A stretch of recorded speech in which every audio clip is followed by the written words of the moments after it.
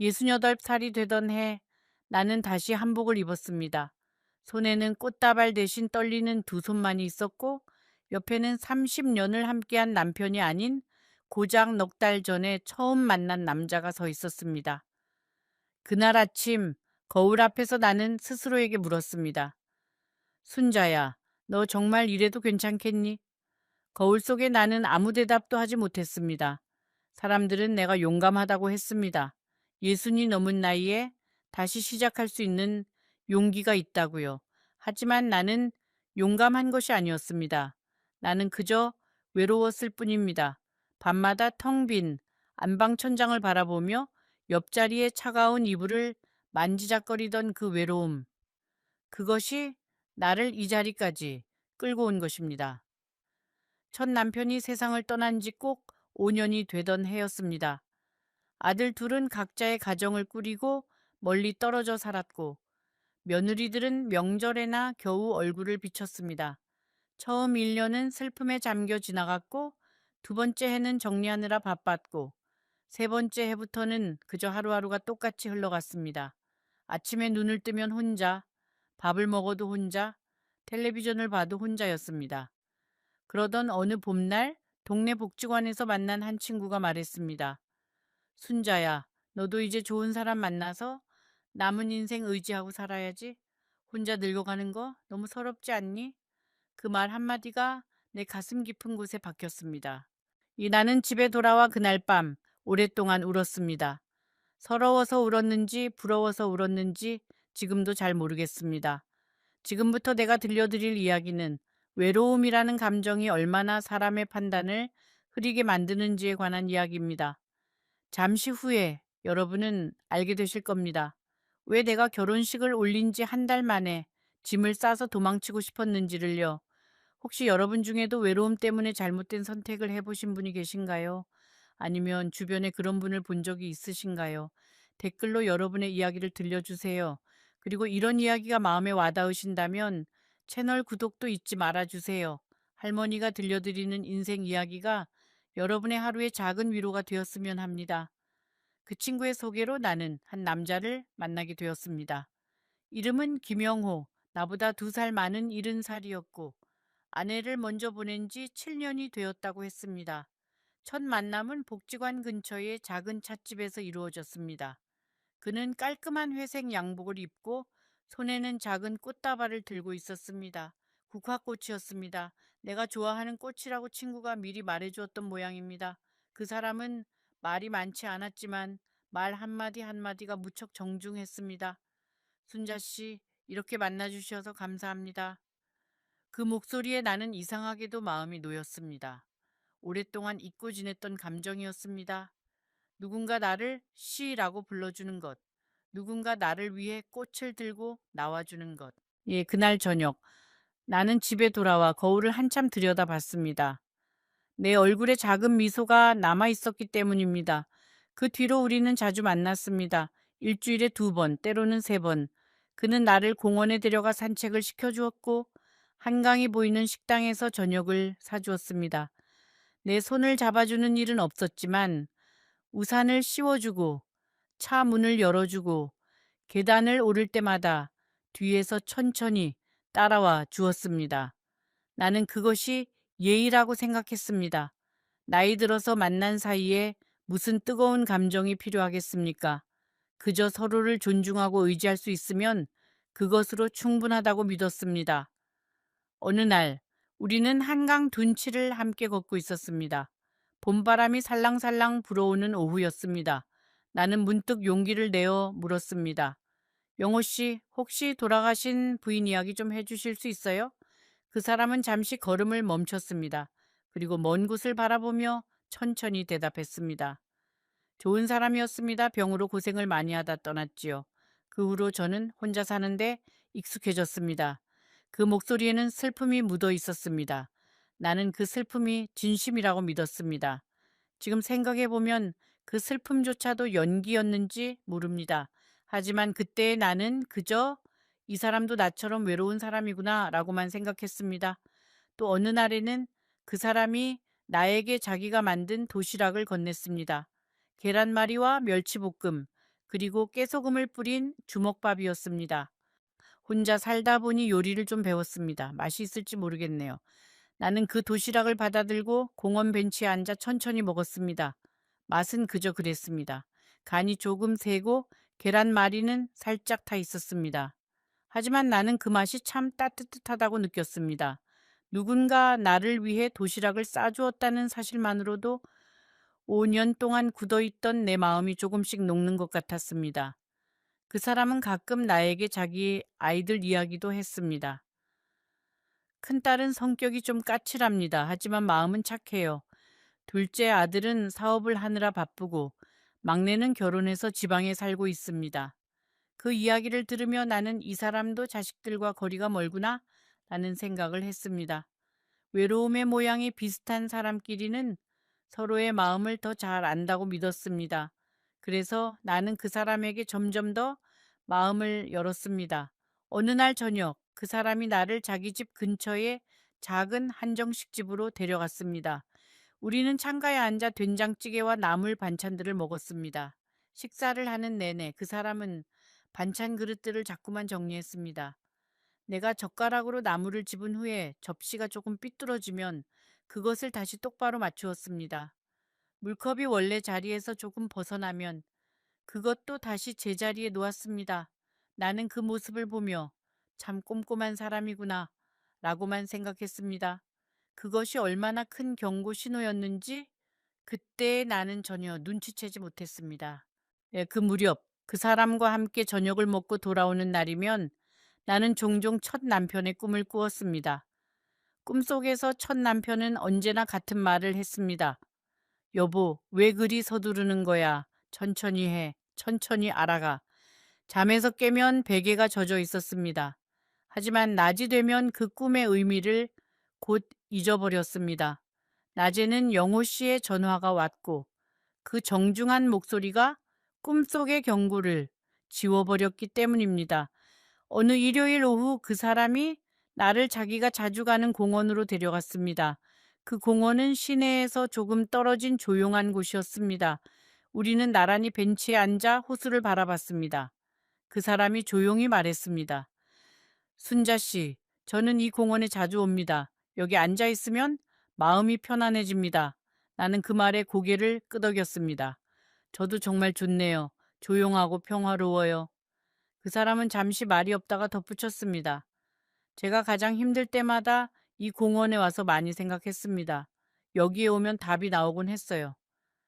나는 그때 이 사람이 참 사려 깊은 사람이라고 생각했습니다. 지금 돌아보면 그 사람이 이 공원에 와서 많이 생각했다는 것이 어떤 생각이었는지 알 것 같습니다.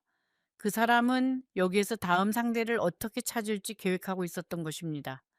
그날 공원에서 돌아오는 길에 그 사람이 처음으로 내 손을 살짝 잡았습니다. 정말 잠시였습니다. 그리고 곧 손을 뺐습니다. 나는 그 짧은 순간에 손길에 가슴이 떨렸습니다.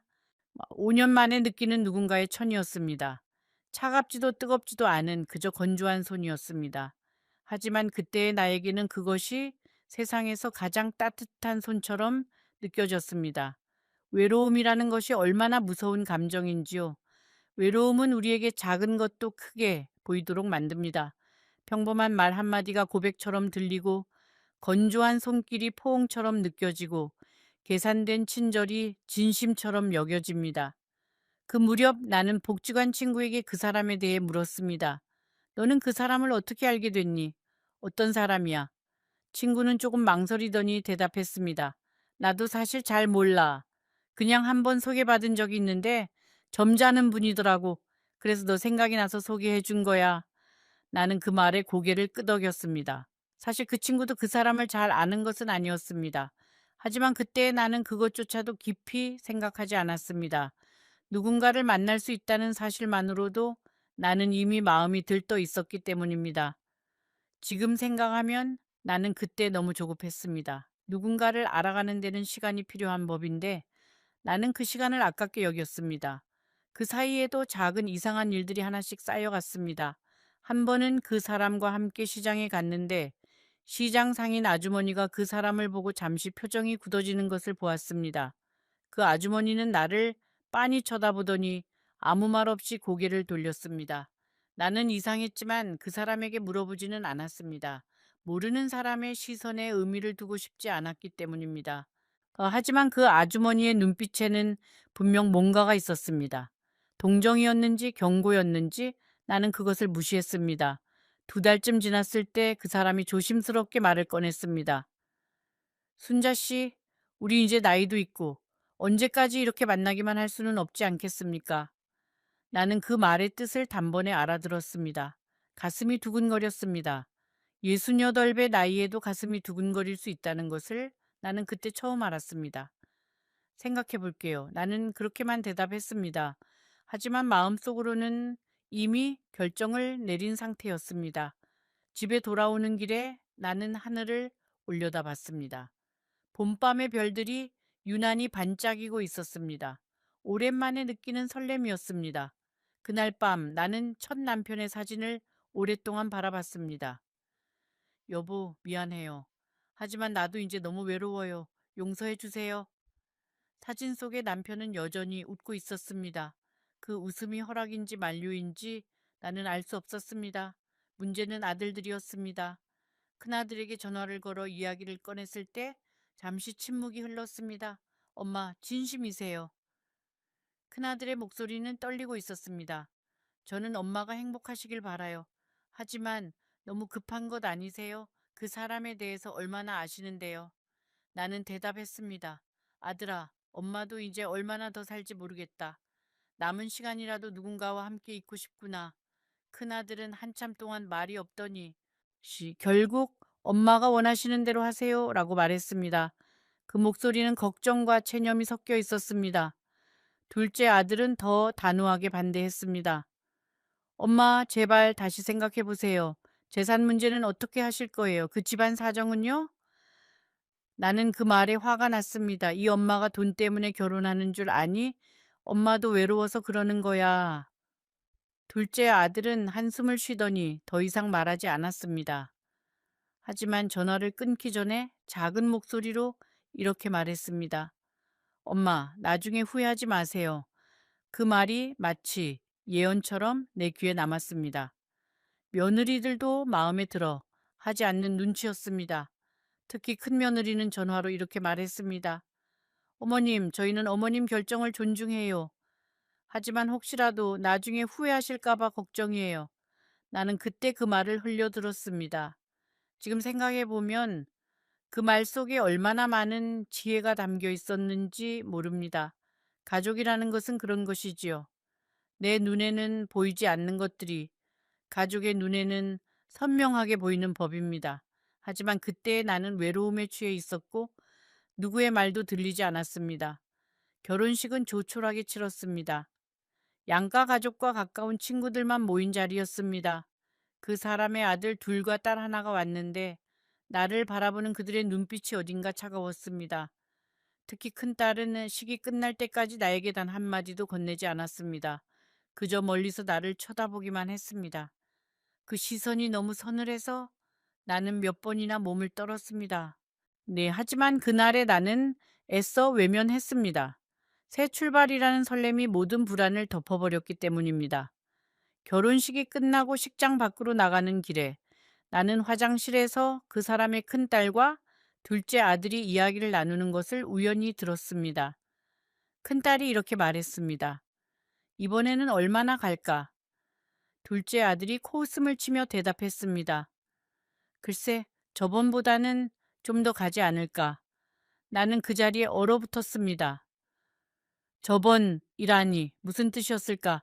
하지만 나는 그 의문을 마음 한켠에 묻어두고 식장을 나왔습니다. 결혼식 날까지 불안해하고 싶지 않았기 때문입니다. 신혼여행은 가지 않았습니다. 대신 그 사람의 집으로 짐을 옮겼습니다. 그 사람이 살고 있던 오래된 아파트였습니다. 집 안으로 들어선 순간 나는 이상한 느낌을 받았습니다. 너무 깨끗했습니다. 지나치게 깨끗했습니다. 마치 사람이 살지 않는 집처럼 모든 것이 제자리에 놓여 있었습니다. 먼지 한 톨 찾아볼 수 없었습니다. 여보, 집이 정말 깨끗하네요. 내가 그렇게 말하자 그 사람은 옅게 웃으며 대답했습니다. 제가 좀 유별나서요. 모든 것이 제자리에 있어야 마음이 놓입니다. 그때는 그저 깔끔한 사람이구나 하고 생각했습니다. 하지만 그것이 시작이었습니다. 지금 돌아보면 그것이 모든 것의 시작이었습니다. 나는 그 집 안을 천천히 둘러봤습니다. 거실에는 오래된 가죽 소파와 작은 탁자 하나가 놓여 있었습니다. 벽에는 아무 사진도 걸려 있지 않았습니다. 결혼식 사진도 자식들 사진도 그 어떤 가족 사진도 없었습니다. 오직 풍경을 그린 그림 한 점만이 소파 위에 걸려 있었습니다. 나는 이상하다고 느꼈습니다. 보통 사람의 집이라면 가족 사진 몇 장 정도는 걸려 있는 법이니까요. 부엌은 더욱 놀라웠습니다. 모든 그릇이 크기와 색깔에 따라 완벽하게 정렬되어 있었습니다. 국자와 숟가락, 젓가락들도 종류별로 따로따로 서랍에 담겨 있었습니다. 양념통들은 한 채의 오차도 없이 일렬로 놓여 있었고, 심지어 라벨의 방향까지 모두 같은 방향을 향하고 있었습니다. 나는 그 부엌을 보며 속으로 감탄했습니다. 이런 남편이라면 청소 때문에 다툴 일은 없겠구나 하고 말입니다. 정말 어리석은 생각이었습니다. 안방에는 낡은 자개장 하나가 있었습니다. 자개장은 오래된 것이었지만 겉면은 마치 어제 닦은 것처럼 반짝거렸습니다. 그 자개장이 눈에 들어온 순간 나는 뭔가 묘한 느낌을 받았습니다. 나는 자개장의 문고리에 손을 대려 했습니다. 그런데 그 사람이 뒤에서 갑자기 말했습니다. 순자 씨, 그 자개장은 제가 소중하게 간직하는 물건들이 들어 있습니다. 열지 말아 주세요. 그 목소리에는 처음으로 느껴보는 날카로움이 있었습니다. 나는 놀라서 손을 거두었습니다. 아, 네. 죄송해요. 그 사람은 다시 부드럽게 웃으며 말했습니다. 죄송할 것 없습니다. 그저 저만의 공간을 지켜주시면 됩니다. 하지만 그 순간 나는 처음으로 이상한 기분을 느꼈습니다. 그 부드러운 웃음 뒤에 감춰진 무언가가 등 뒤로 차가운 바람처럼 스쳐 지나갔습니다. 첫날 밤 나는 낯선 침실에 누워 천장을 바라봤습니다. 그 사람은 옆방에서 자겠다고 했습니다. 첫날이니까 순자 씨가 불편할 수도 있으니 천천히 익숙해집시다. 나는 그 배려가 고마웠습니다. 하지만 동시에 이상하다는 생각도 들었습니다. 부부가 되었는데 왜 각방을 쓰는 걸까? 잠이 오지 않았습니다. 낯선 침대, 낯선 이불, 낯선 베개. 모든 것이 어색했습니다. 나는 옆방에서 들려오는 그 사람의 숨소리를 들으며 뒤척였습니다. 문득 첫 남편의 얼굴이 떠올랐습니다. 30년 동안 내 옆에서 코를 골며 자던 그 사람. 가끔은 그 코 고는 소리가 시끄러워서 짜증이 나기도 했는데 이제는 그 소리마저 그리웠습니다. 나는 이불 속에서 조용히 중얼거렸습니다. 여보, 제가 무슨 짓을 한 걸까요? 다음 날 아침, 나는 일찍 일어나 아침상을 차렸습니다. 30년 넘게 해온 일이었습니다. 된장찌개를 끓이고 계란말이를 부치고 김치를 꺼내 놓았습니다. 그런데 그 사람이 식탁에 앉자마자 말했습니다. 순자 씨, 된장찌개는 이 그릇에 담아야 합니다. 계란말이는 이쪽 접시에, 김치는 반드시 저 작은 종지에. 나는 어리둥절했습니다. 네? 제가 말씀드렸지 않습니까? 모든 것에는 제자리가 있다고. 그 사람은 그렇게 말하며 직접 그릇들을 옮기기 시작했습니다. 나는 그 자리에 서서 그 모습을 지켜봤습니다. 하지만 첫날부터 싸우고 싶지 않았습니다. 그래요, 여보. 다음부터는 제가 알아서 할게요. 나는 그렇게 웃으며 넘겼습니다. 하지만 그것은 시작에 불과했습니다. 이틀째 되는 날, 나는 거실 소파에 앉아 텔레비전을 보고 있었습니다. 그 사람이 들어오더니 내가 앉아있는 방석을 빤히 쳐다봤습니다. 순자 씨, 그 방석은 원래 창가 쪽에 놓여 있어야 합니다. 나는 웃음이 나왔습니다. 이게 웃을 일인가 싶었지만 그 사람의 표정은 전혀 웃고 있지 않았습니다. 그때부터 나는 조금씩 불편함을 느끼기 시작했습니다.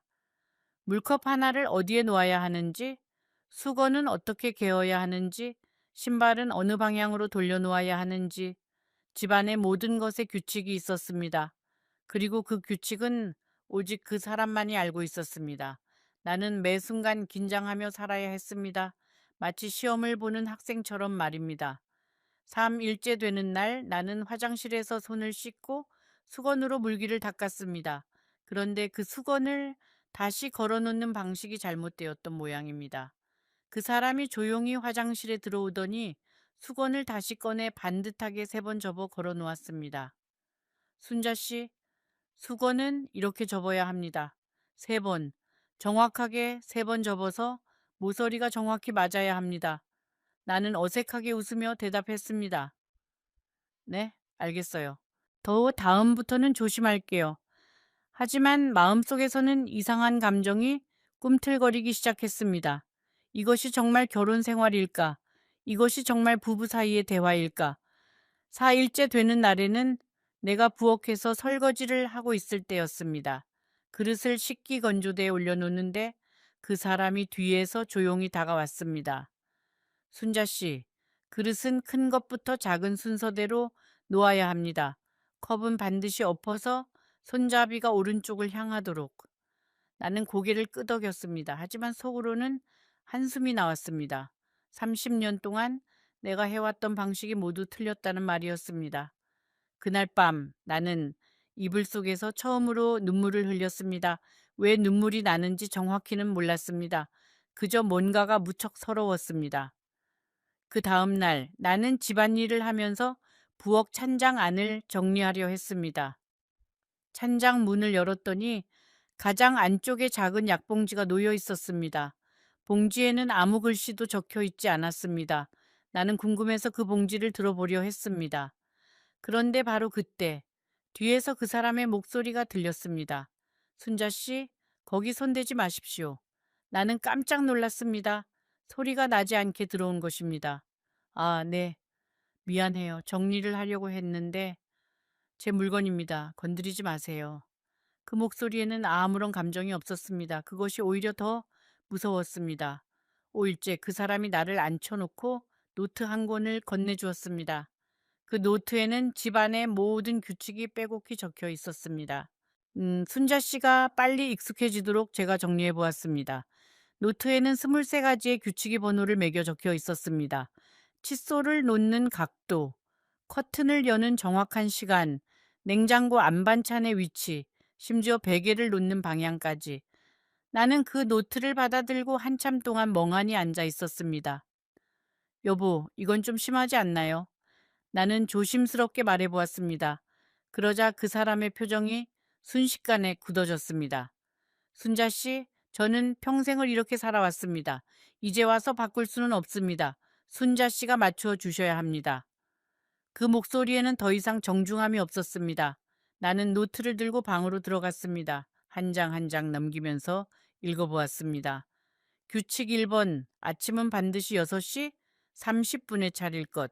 규칙 2번, 식탁 위에 올리는 반찬 그릇의 순서는 왼쪽부터 국밥, 김치, 나물 순서를 따를 것.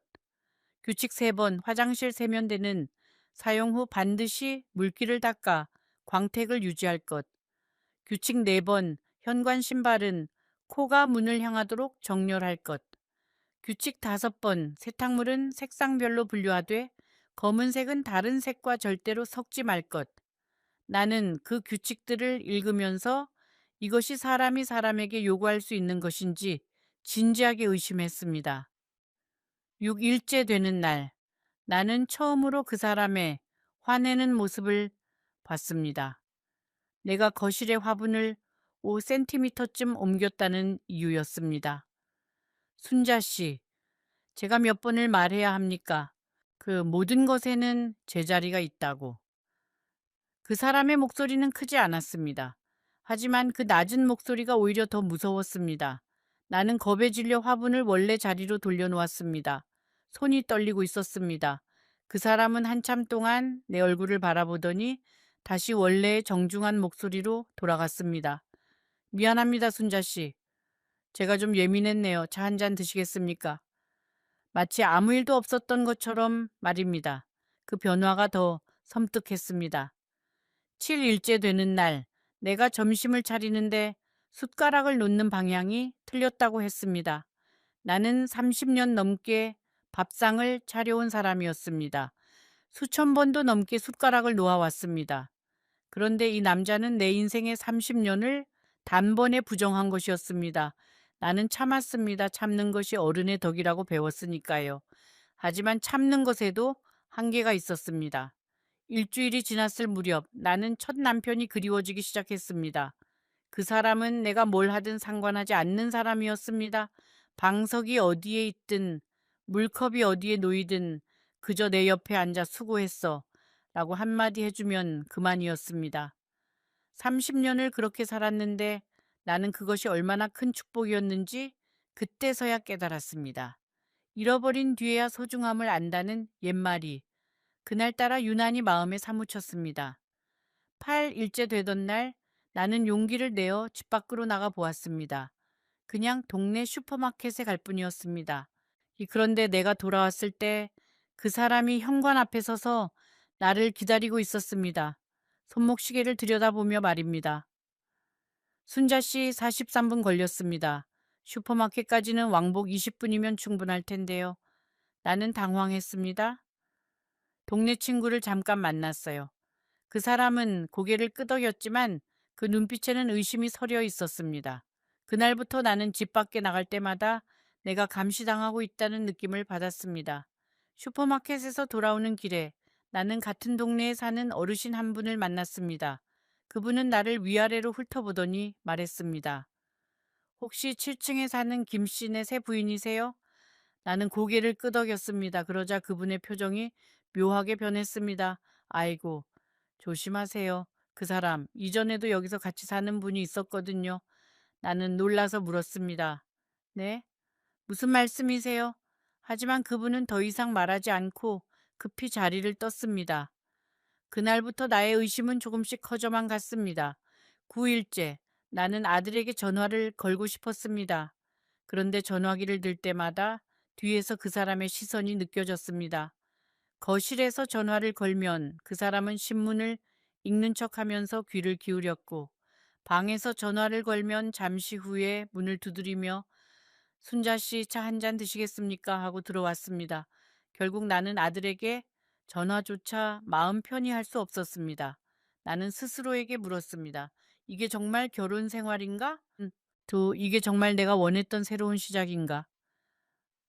열흘쯤 되었을 때 그 사람의 큰딸이 집에 찾아왔습니다. 결혼식 날 나에게 한마디도 건네지 않았던 그 딸이었습니다. 그녀는 들어오자마자 집 안을 쭉 둘러봤습니다. 마치 뭔가를 점검하듯이 말입니다. 그리고 나를 바라보며 차갑게 말했습니다. 아버지 물건들 하나라도 옮기거나 버리시면 안 됩니다. 알아두세요. 나는 당황했습니다. 네? 제가 왜 그런 일을 하겠어요? 그녀는 옅게 웃더니 이렇게 말했습니다. 그냥 미리 말씀드리는 거예요. 어머니도 아시겠지만 아버지는 특별한 분이시잖아요. 그 말에는 묘한 뼈가 있었습니다.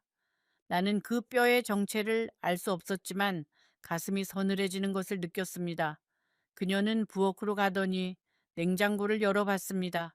그리고 거실로 돌아와 소파에 앉아 나를 빤히 쳐다봤습니다. 어머니, 혹시 아버지에 대해 궁금한 것이 있으면 저에게 물어보세요. 저보다 아버지를 잘 아는 사람은 없으니까요. 나는 잠시 망설이다가 물었습니다. 따님, 아버님은 어떤 분이셨어요? 어머니는 어떻게 돌아가셨나요? 그 순간 그녀의 얼굴에 복잡한 표정이 스쳐 지나갔습니다. 어머니요. 그녀는 잠시 말을 멈추었습니다. 어머니는 병으로 돌아가셨다고 들으셨죠? 그것도 사실이기는 해요. 하지만 엄마는 병이 나기 전부터 이미 무척 지쳐 계셨어요. 그 말 끝에 그녀는 입을 다물었습니다. 더 이상 말하지 않겠다는 의지가 느껴졌습니다. 그녀는 자리에서 일어났습니다. 저는 이만 가볼게요. 어머니 조심하세요. 이 집에서는 조용히 지내시는 게 좋을 거예요. 그 말을 남기고 그녀는 나갔습니다. 나는 그녀가 나간 후에도 한참을 그 자리에 앉아 있었습니다. 조심하세요라는 그 말이 계속 머릿속에서 메아리 쳤습니다. 그녀가 떠난 뒤 나는 현관에 벗어놓은 그녀의 신발 자리를 바라봤습니다. 그녀는 신발을 아무렇게나 벗어놓고 갔었습니다. 그런데 이상한 것은 그 사람이 그녀의 어질러진 신발에 대해서는 아무 말도 하지 않았다는 것이었습니다. 내가 신발 방향을 조금만 틀어놓아도 지적하는 그 사람이 자기 딸의 어지러진 신발에는 아무런 반응이 없었습니다. 그 순간 나는 깨달았습니다. 이 사람의 규칙은 모든 사람에게 적용되는 것이 아니었습니다. 오직 나에게만 적용되는 것이었습니다. 그날 저녁 나는 그 사람에게 물었습니다. 여보, 따님이 오늘 이상한 말을 하고 갔어요. 당신이 특별한 분이라고요. 무슨 뜻인가요? 그 사람은 잠시 말이 없더니 고개를 돌리며 대답했습니다. 신경 쓰지 마세요. 우리 딸이 원래 말이 좀 그렇습니다. 하지만 그 목소리에는 뭔가 숨기는 듯한 기색이 있었습니다. 그날 밤 나는 옆방에서 자는 그 사람의 숨소리를 들으며 오래도록 잠을 이루지 못했습니다. 딸의 그 말, 조심하세요라는 그 말, 그리고 엄마는 병이 나기 전부터 이미 무척 지쳐 계셨어요라는 그 말. 그 말들이 계속 내 귓가를 맴돌았습니다. 뭔가가 이 집에는 숨겨져 있었습니다. 다음 날 아침 나는 평소보다 일찍 일어났습니다. 그 사람이 아직 자고 있는 시간이었습니다. 나는 조용히 거실로 나가 창문을 열고 바깥 공기를 마셨습니다. 베란다에서 내려다본 동네는 평화로웠습니다. 사람들이 출근을 하고 아이들이 학교에 가고 노인들이 운동을 하러 나가고 있었습니다. 그 평범한 풍경을 보고 있자니 갑자기 서러움이 밀려왔습니다. 왜 나는 저 평범한 풍경 속에 있지 못하고 이 이상한 집에 갇혀 있는 걸까? 그때 뒤에서 그 사람의 목소리가 들렸습니다. 순자 씨, 일찍 일어나셨네요. 뭘 보고 계십니까? 나는 급히 눈물을 닦고 뒤돌아봤습니다. 그 눈빛이 아침의 햇살 속에서도 여전히 차갑게 느껴졌습니다. 잠시 후에 내가 발견한 것이 무엇인지 여러분은 아마 상상도 못하실 겁니다. 그리고 그것을 발견한 순간 나는 왜 그 사람의 딸이 그런 말을 했는지, 왜 그 사람이 그토록 물건들에 집착했는지 모든 퍼즐이 맞춰지는 듯한 느낌을 받았습니다. 그 사이에도 집안에서의 생활은 점점 더 견디기 힘들어졌습니다. 열 하루째 되는 날, 나는 그 사람이 은근히 내 재산에 대해 묻는 것을 느꼈습니다. 순자 씨, 혹시 부동산은 어떻게 하고 계십니까? 나이가 드시면 관리하기 힘드실 텐데요. 저에게 맡기시면 제가 잘 관리해 드릴 수 있습니다. 그 말에 나는 어색하게 웃으며 얼버무렸습니다. 아, 제 것은 얼마 안 돼요. 아들들이 알아서 해주고 있어요. 그 사람의 얼굴에 살짝 실망의 기색이 스쳐 지나갔습니다. 나는 그 순간에야 깨달았습니다. 이 사람의 관심이 처음부터 내가 아니라 내가 가진 것에 있었는지도 모른다는 것을. 그날 저녁 식사 자리에서 그 사람은 또 이상한 말을 했습니다. 순자 씨, 우리 이제 부부인데 명의도 하나로 합치는 게 어떻겠습니까? 나는 놀라서 젓가락을 내려놓았습니다. 네? 무슨 명의요? 제3명의 말입니다. 나는 한참 동안 대답하지 못했습니다. 결혼한 지 이제 겨우 열하루가 지났을 뿐이었습니다. 나는 간신히 웃으며 대답했습니다. 여보, 그건 좀 천천히 생각해 봅시다.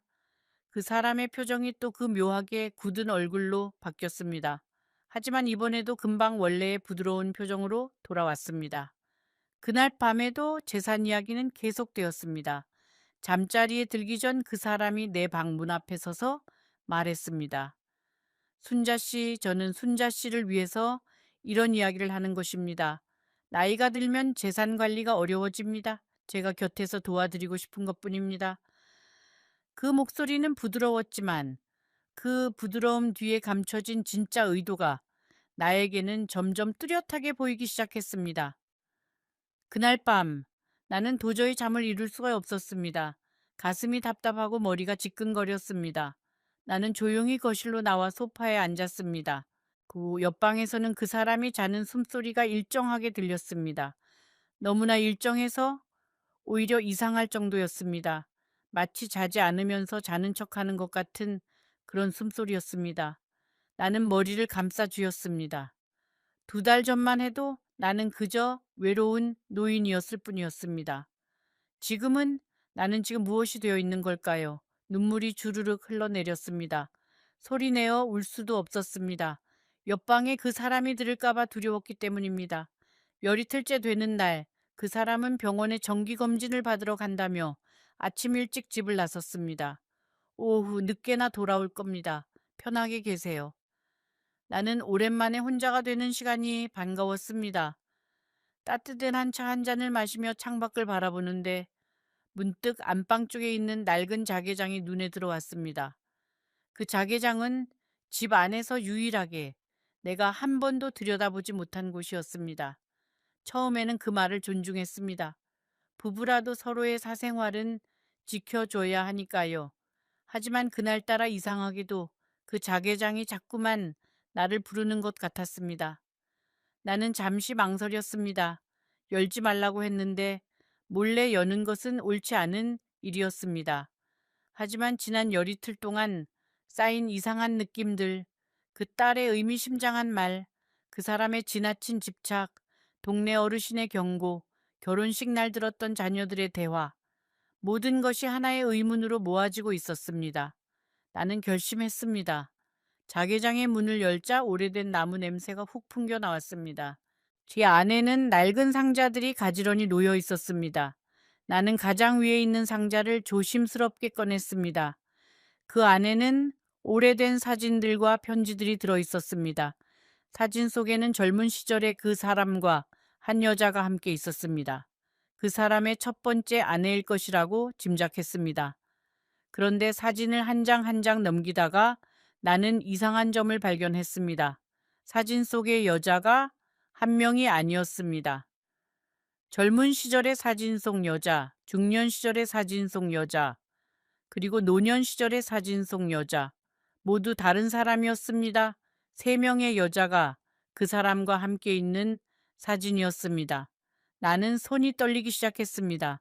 그 사람은 나에게 아내를 먼저 보낸 지 7년이 되었다고 했습니다. 단 한 번의 결혼이었다고. 그런데 이 사진들은 무엇이란 말입니까? 나는 급하게 상자 안에 있던 편지 하나를 꺼내 읽기 시작했습니다. 편지는 어느 여자가 그 사람에게 쓴 것이었습니다. 날짜는 15년 전이었습니다. 여보, 더 이상은 버틸 수가 없어요. 당신의 그 집착이, 당신의 그 규칙들이 나를 숨막히게 해요. 나는 사람이지 당신이 정리해 놓은 물건이 아니에요. 미안해요. 떠날게요. 편지를 읽는 순간 내 머릿속에서 뭔가가 무너지는 소리가 들렸습니다. 이 여자도 나와 같은 처지였던 것입니다. 나는 떨리는 손으로 다른 편지를 꺼냈습니다. 그 편지는 더 오래전 것이었습니다. 20년 전 또 다른 여자가 쓴 편지였습니다. 여보, 저는 도망칩니다. 더 이상 당신 옆에 있을 수가 없습니다. 당신은 사람을 사랑하는 법을 모르는 사람이에요. 당신은 그저 소유하려고만 할 뿐이에요. 나는 그 자리에 주저앉았습니다. 다리에 힘이 풀렸습니다. 세 명의 여자 모두 떠났습니다. 그리고 그 사람은 나에게 한 번의 결혼이라고 거짓말을 했습니다. 나는 자개장 안의 모든 상자를 다 뒤졌습니다. 두 번째 상자에는 사진첩이 있었습니다.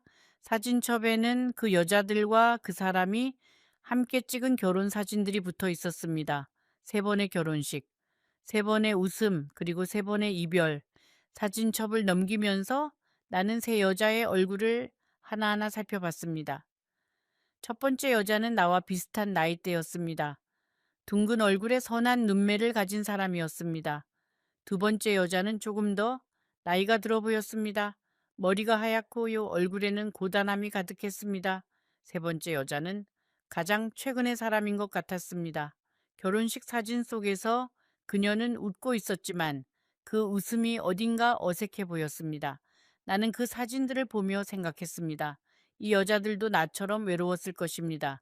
이 여자들도 나처럼 속았을 것입니다. 세 번째 상자에서 나는 또 다른 것을 발견했습니다. 그것은 그 사람이 쓴 일기장이었습니다. 일기장을 넘기던 내 손이 어느 페이지에서 멈췄습니다. 거기에는 이렇게 쓰여 있었습니다. 또 한 여자가 떠났다. 왜 그녀들은 내 마음을 이해하지 못하는 것일까? 나는 그저 완벽한 질서 속에서 완벽한 사랑을 주고 싶었을 뿐인데. 나는 일기장의 다른 페이지들도 넘겨보았습니다. 어떤 페이지에는 이렇게 쓰여 있었습니다. 오늘도 그녀는 내 규칙을 어겼다. 왜 그렇게 단순한 것조차 지키지 못하는 것일까? 또 다른 페이지에는 그녀가 떠나겠다고 말했다. 나는 붙잡지 않았다. 붙잡을 가치도 없는 여자였다. 다음에는 더 순종적인 여자를 찾아야겠다. 나는 그 글들을 읽으며 몸이 부들부들 떨렸습니다. 이 사람은 사람을 사람으로 보지 않는 사람이었습니다. 일기장에는 또 이런 페이지도 있었습니다. 결혼정보업체에 다시 등록했다. 이번에는 조건을 더 구체적으로 적었다. 60살 이상, 자식들과 거리가 먼 여자, 경제적으로 여유가 없는 여자. 이런 여자는 쉽게 떠나지 못한다. 그 글을 읽는 순간 나는 속이 뒤집히는 것 같았습니다. 그리고 나는 그 조건들에 완벽하게 부합하는 여자였던 것입니다. 일기장을 더 넘기자 내 관한 내용도 나왔습니다. 첫 만남부터 결혼식까지 그 사람은 모든 것을 기록해 놓았습니다. 오늘 순자 씨를 만났다. 예상대로 외로움에 지친 얼굴이었다. 몇 마디 달콤한 말과 국화꽃, 한 다발의 그녀의 눈이 흔들렸다. 이 여자는 쉽다. 나는 그 글을 읽으며 이를 악물었습니다. 그 국화꽃, 그 첫 만남, 그 모든 것이 계산된 덫이었던 것입니다. 또 다른 페이지에는 이렇게 쓰여 있었습니다. 순자 씨에게 도시락을 만들어 주었다. 여자들은 이런 사소한 것에 약하다. 특히 외로운 여자들은 더욱 그렇다. 그 계란말이. 그 따뜻했던 순간, 내가 5년 만에 처음으로 마음이 녹는다고 느꼈던 그 순간조차도 그 사람에게는 그저 계산된 전략이었던 것입니다. 나는 그 자리에 앉아 소리 없이 울었습니다. 그 다음 페이지에는 더 충격적인 내용이 있었습니다. 이번에는 순자라는 여자를 만났다.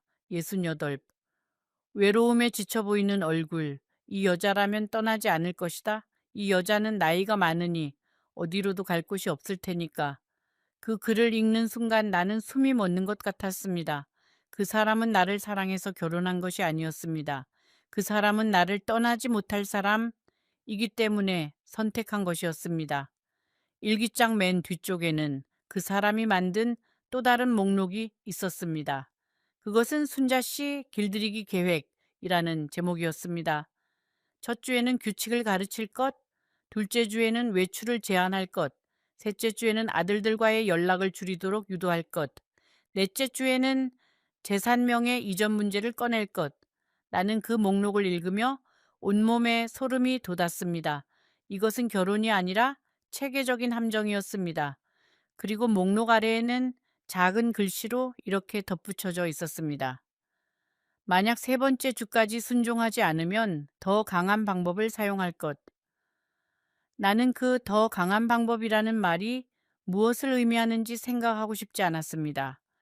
하지만 등 뒤로 소름이 끼쳤습니다. 나는 일기장을 덮고 가만히 앉아 있었습니다. 머릿속이 텅 비어버린 것 같았습니다. 5년 동안의 외로움. 그 외로움에서 벗어나고 싶다는 간절한 마음, 그 마음을 누군가가 이렇게 이용할 수 있다는 사실. 세상에는 이런 사람도 있구나. 그저 외로운 노인을 사냥감으로 삼는 그런 사람도 있구나. 그리고 문득 나는 그 자개장 안쪽 깊숙한 곳에 놓여있던 작은 서류 봉투를 발견했습니다. 그 안에는 여러 장의 서류가 들어있었습니다. 꺼내보니 그것들은 부동산 관련 서류들이었습니다. 그런데 이상하게도 몇몇 서류에는 앞서 떠났던 여자들의 이름이 적혀 있었습니다. 그 여자들의 재산이 어떻게 그 사람에게로 넘어갔는지 그 과정이 서류에 고스란히 남아 있었습니다. 나는 그제서야 모든 것을 이해했습니다. 그 사람은 외로운 여자들을 찾아내서 그들의 재산과 삶을 빼앗아 온 것이었습니다. 나는 그 서류들을 다시 제자리에 넣으려다가 손을 멈췄습니다. 한 장만이라도 가져가야 한다는 생각이 들었기 때문입니다. 나는 떨리는 손으로 서류 한 장을 핸드폰 카메라로 찍었습니다. 그리고 일기장의 몇 페이지도 찍었습니다. 앞서 떠난 여자들의 편지도 찍었습니다. 사진들 역시 빠짐없이 찍었습니다. 만약 그 사람이 돌아와서 이것을 알게 되면 어떻게 될까 하는 두려움이 밀려왔습니다. 하지만 동시에 이 증거들이 있으면 나뿐만 아니라 다른 피해자들까지 구할 수 있을 것이라는 희망도 있었습니다. 사진을 찍는 도중에 나는 서류 더미 사이에서 또 하나의 종이를 발견했습니다. 그것은 보험 서류였습니다. 두 번째, 아내의 이름으로 된 보험이었는데 수익자란에는 그 사람의 이름이 적혀 있었습니다. 그리고 그 보험금은 이미 지급 완료된 상태였습니다. 나는 그 서류를 보며 온몸에 힘이 빠지는 것을 느꼈습니다. 이 사람은 도대체 어디까지 계획하고 있었던 것일까? 나는 눈물을 닦고 자개장 안에 모든 것을 정리했습니다. 최대한 원래 상태와 같이 놓으려 했습니다. 그 사람은 밀리미터 단위로 물건을 정리하는 사람이었기 때문에 한치라도 어긋나면 알아챌 것이었습니다. 나는 있는 힘을 다해 상자들의 위치를 맞추었습니다. 손이 너무 떨려서 몇 번이나 상자를 떨어뜨릴 뻔했습니다. 그리고 그때 현관문이 열리는 소리가 들렸습니다. 그 사람이 돌아온 것이었습니다. 예상보다 훨씬 일찍이었습니다. 나는 황급히 상자들을 제자리에 넣고 자개장 문을 닫았습니다. 그 사람이 안방에 들어왔을 때 나는 애써 웃으며 그를 맞이했습니다. 일찍 오셨네요. 그 사람은 나를 한참 동안 바라봤습니다. 그리고 천천히 자개장 쪽으로 시선을 옮겼습니다. 나는 가슴이 덜컥 내려앉았습니다. 순자 씨, 자개장을 열어보셨습니까? 나는 거짓말을 했습니다. 아니요, 여보. 제가 왜 그러겠어요. 하지만 내 목소리는 떨리고 있었습니다. 그 사람은 자개장 앞으로 가더니 문을 열어봤습니다. 그리고 안쪽을 살폈습니다. 나는 심장이 터질 것 같았습니다. 그 사람이 천천히 뒤돌아 나를 바라봤을 때 그 눈빛은 내가 지금까지 본 어떤 눈빛과도 달랐습니다. 차갑고 날카롭고 그리고 무서웠습니다. 순자 씨, 상자의 위치가 달라져 있습니다. 이 자개장 안의 모든 것은 제가 직접 정리해 놓은 것입니다. 밀리미터 단위로. 나는 아무 말도 할 수 없었습니다. 그 사람은 한 걸음씩 나에게 다가왔습니다. 순자 씨, 당신은 약속을 어겼습니다. 저는 약속을 어기는 사람을 용서하지 않습니다. 그 순간 나는 도망쳐야 한다는 것을 깨달았습니다. 당장, 지금 이 집에서 나는 떨리는 목소리로 말했습니다. 여보, 미안해요. 제가 호기심에 그만 용서해 주세요. 그 사람은 한참 동안 말이 없더니 천천히 등을 돌리며 말했습니다. 오늘 밤은 그냥 넘어가겠습니다. 하지만 다시는 이런 일이 없기를 바랍니다. 그날 밤 나는 한숨도 잠을 이루지 못했습니다. 옆방에서 그 사람이 자고 있는 숨소리가 들렸습니다. 평소에는 느끼지 못했던 그 숨소리가 그날따라 유난히 무섭게 들렸습니다. 나는 이불 속에서 내 핸드폰을 꺼내 큰아들에게 메시지를 보냈습니다. 아들아, 엄마가 내일 잠깐 너희 집에 갈게. 할 얘기가 있어. 큰아들에게서 곧바로 답이 왔습니다. 엄마, 무슨 일이에요? 괜찮으세요? 나는 짧게만 대답했습니다. 내일 만나서 이야기하자. 지금은 말하기 힘들다. 답장을 보낸 후 나는 핸드폰을 베개 밑에 깊숙이 숨겼습니다. 그날 밤 내내 나는 천장을 바라보며 뒤척였습니다. 새벽 3시쯤 나는 뭔가 이상한 소리를 들은 것 같았습니다. 옆방의 문이 살짝 열리는 소리였습니다. 나는 급히 눈을 감고 자는 척했습니다. 그리고 잠시 후 발소리가 내 방 앞으로 다가오는 것이 느껴졌습니다. 그 사람이 내 방문 앞에 서 있다는 것을 나는 본능적으로 알 수 있었습니다. 심장이 미친 듯이 뛰었습니다. 얼마나 그렇게 서 있었는지 모릅니다. 1분, 5분, 10분. 마침내 그 사람은 발길을 돌려 자기 방으로 돌아갔습니다. 그제서야 나는 참았던 숨을 내쉬었습니다. 그 순간 나는 확신했습니다. 내일 이 집을 나가야 한다는 것을. 무슨 일이 있어도. 다음 날 아침 나는 평소처럼 아침상을 차렸습니다. 그 사람은 아무 일도 없었던 것처럼 밥을 먹었습니다. 식사가 끝난 후 나는 조심스럽게 말을 꺼냈습니다. 여보, 오늘 큰아들네 집에 잠깐 다녀올게요. 손주가 아프다고 해서요. 그 사람은 나를 한참 동안 쳐다봤습니다. 언제 돌아오십니까? 저녁이에요. 손주가 어디가 아픕니까? 그 사람이 다시 물었습니다. 나는 순간 당황했습니다. 그냥 감기인 것 같아요. 여봐, 며느리는 옆에 없습니까? 며느리도 있는데 손주가 할머니를 찾는다고 해서요. 그 사람은 한참 동안 나를 바라보더니 말했습니다. 그렇군요. 잘 다녀오십시오. 그 목소리에는 의심이 묻어 있었습니다. 나는 등 뒤로 식은땀이 흐르는 것을 느꼈습니다. 나는 작은 가방 하나만 들고 집을 나왔습니다. 다른 짐은 아무것도 가져가지 못했습니다. 아파트를 나서는 순간 나는 뒤를 돌아보지 않았습니다. 발걸음을 빨리 했습니다. 마치 누군가가 뒤에서 쫓아오는 듯한 느낌이었습니다. 버스 정류장에 도착했을 때 나는 숨이 턱 끝까지 차 있었습니다. 버스를 기다리는 동안 나는 수십 번도 더 뒤를 돌아봤습니다. 그때 핸드폰이 울렸습니다. 화면에는 그 사람의 이름이 떠 있었습니다. 나는 전화기를 꽉 쥐었습니다. 결국 받았습니다. 받지 않으면 더 의심할 것 같았기 때문입니다. 네, 여보세요? 순자 씨, 어디까지 가셨습니까? 지금 버스 기다리고 있어요. 아, 그렇습니까? 저녁에 뵙겠습니다. 전화가 끊긴 후 나는 한참을 그 자리에 서 있었습니다. 버스가 도착했을 때 나는 거의 도망치듯 버스에 올라탔습니다. 버스 안에서 나는 창가 자리에 앉아 밖을 내다봤습니다. 풍경이 천천히 흘러갔지만 내 눈에는 아무것도 보이지 않았습니다. 머릿속에서는 지난 2주 동안의 장면들이 계속 재생되고 있었습니다.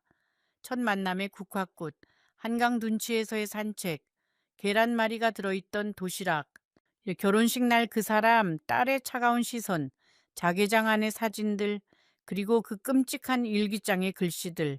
나는 두 손으로 얼굴을 감쌌습니다. 조용히 눈물이 흘러내렸습니다. 큰아들네 집에 도착해서 나는 모든 것을 털어놓았습니다. 큰아들과 큰며느리는 내 이야기를 듣고 한참 동안 말이 없었습니다. 큰아들이 먼저 입을 열었습니다. 엄마, 잘 도망치셨어요? 그런 사람과는 더 이상 함께 있으면 안 돼요. 큰며느리도 눈물을 글썽이며 말했습니다. 어머님, 죄송해요. 저희가 더 말렸어야 했는데. 나는 핸드폰을 꺼내 찍어온 사진들을 보여주었습니다. 일기장의 글씨들, 앞서 떠난 여자들의 편지들, 그리고 부동산 서류들. 큰아들은 그 사진들을 하나하나 살펴보더니 얼굴이 하얗게 질렸습니다. 엄마, 이건 그냥 이상한 사람의 문제가 아니에요. 이건 심각한 문제예요. 큰 며느리도 떨리는 목소리로 말했습니다. 어머님, 이 여자분들은 지금 어떻게 되셨을까요? 그 질문에 우리 모두는 아무 말도 할 수 없었습니다. 나는 고개를 저었습니다. 아니다. 너희 잘못이 아니야. 다 이 엄마의 잘못이지. 외로움에 눈이 멀어서 제대로 보지 못했던 엄마의 잘못이야. 그날 밤 나는 큰아들네 집 손님 방에서 오랜만에 편안하게 잠을 잤습니다. 낯선 규칙도 차가운 눈빛도 숨 막히는 침묵도 없는 그런 밤이었습니다. 새벽에 나는 한 번 잠에서 깼습니다. 잠시 여기가 어딘지 헷갈렸습니다. 이 천장을 올려다보는데 큰아들네 집 손님 방이었습니다. 나는 안도의 한숨을 내쉬었습니다. 그리고 조용히 울었습니다. 이번에는 서러워서가 아니라 살았다는 안도감 때문이었습니다. 다음 날 큰아들이 나 대신 그 사람에게 전화를 걸었습니다. 어머니는 더 이상 그 집으로 돌아가지 않으실 겁니다. 이혼 절차를 밟겠습니다. 전화기 너머에서 그 사람이 뭐라고 소리를 질렀지만 큰아들은 침착하게 전화를 끊었습니다. 그 후로 그 사람에게서 여러 번 전화가 왔지만 나는 받지 않았습니다. 큰아들은 변호사 친구에게 연락을 했습니다. 나는 내가 찍어온 사진들을 그 변호사에게 보여주었습니다. 변호사는 사진들을 한참 동안 들여다보더니 진지한 표정으로 말했습니다. 어머님, 이건 단순한 이혼 문제가 아닐 수도 있습니다. 이 앞선 여자분들의 행방을 확인해 봐야 할 것 같습니다.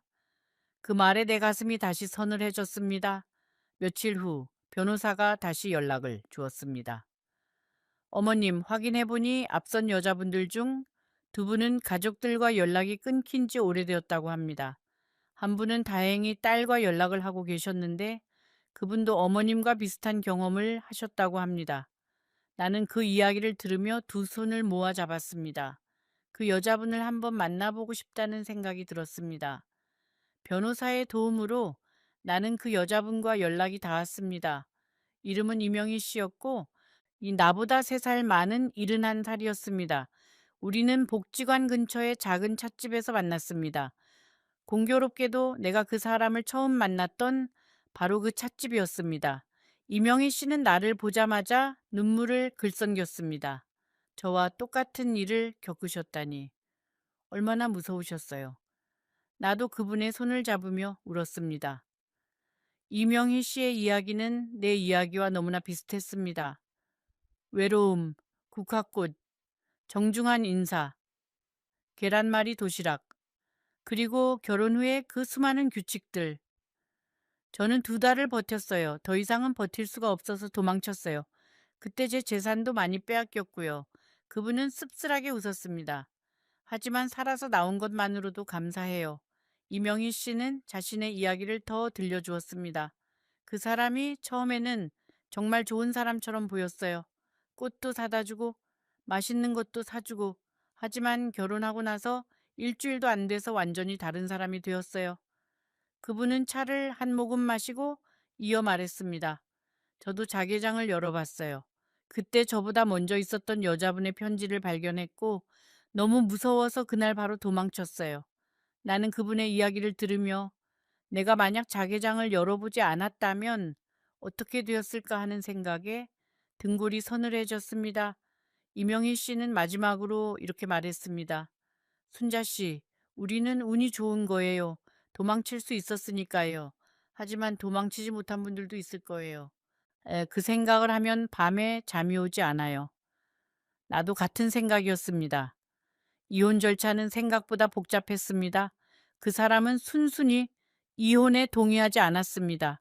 그 사람은 자신이 나에게 해준 것들을 하나하나 계산해서 요구했습니다. 결혼식 비용, 함께 먹은 식사값, 심지어 내가 자기 집에서 사용한 전기세와 수도세까지. 나는 그때서야 알았습니다. 그 사람에게 결혼이란 것은 그저 하나의 거래였다는 것을. 변호사는 내 사진 증거들을 가지고 협상을 시작했습니다.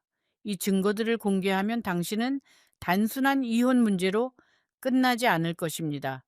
그 말을 들은 그 사람은 처음에는 펄쩍 뛰었다고 합니다. 하지만 결국 이혼에 동의했습니다. 나는 변호사에게 그 사람의 마지막 모습을 물어봤습니다. 어떤 표정이었어요? 변호사는 잠시 생각하더니 대답했습니다. 글쎄요, 분노도 슬픔도 아닌 그저 계산하는 표정이었어요. 다음 목표를 찾고 있는 것 같은. 그 말에 나는 등골이 서늘해졌습니다.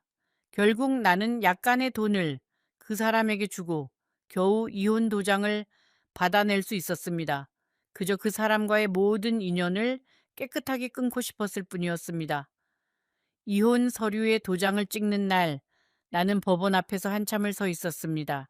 하늘이 유난히 푸른 날이었습니다. 그 후로 나는 내 원래 집으로 돌아왔습니다. 5년 동안 혼자 살아왔던 바로 그 집으로요. 집 안에는 여전히 첫 남편의 사진이 걸려 있었습니다.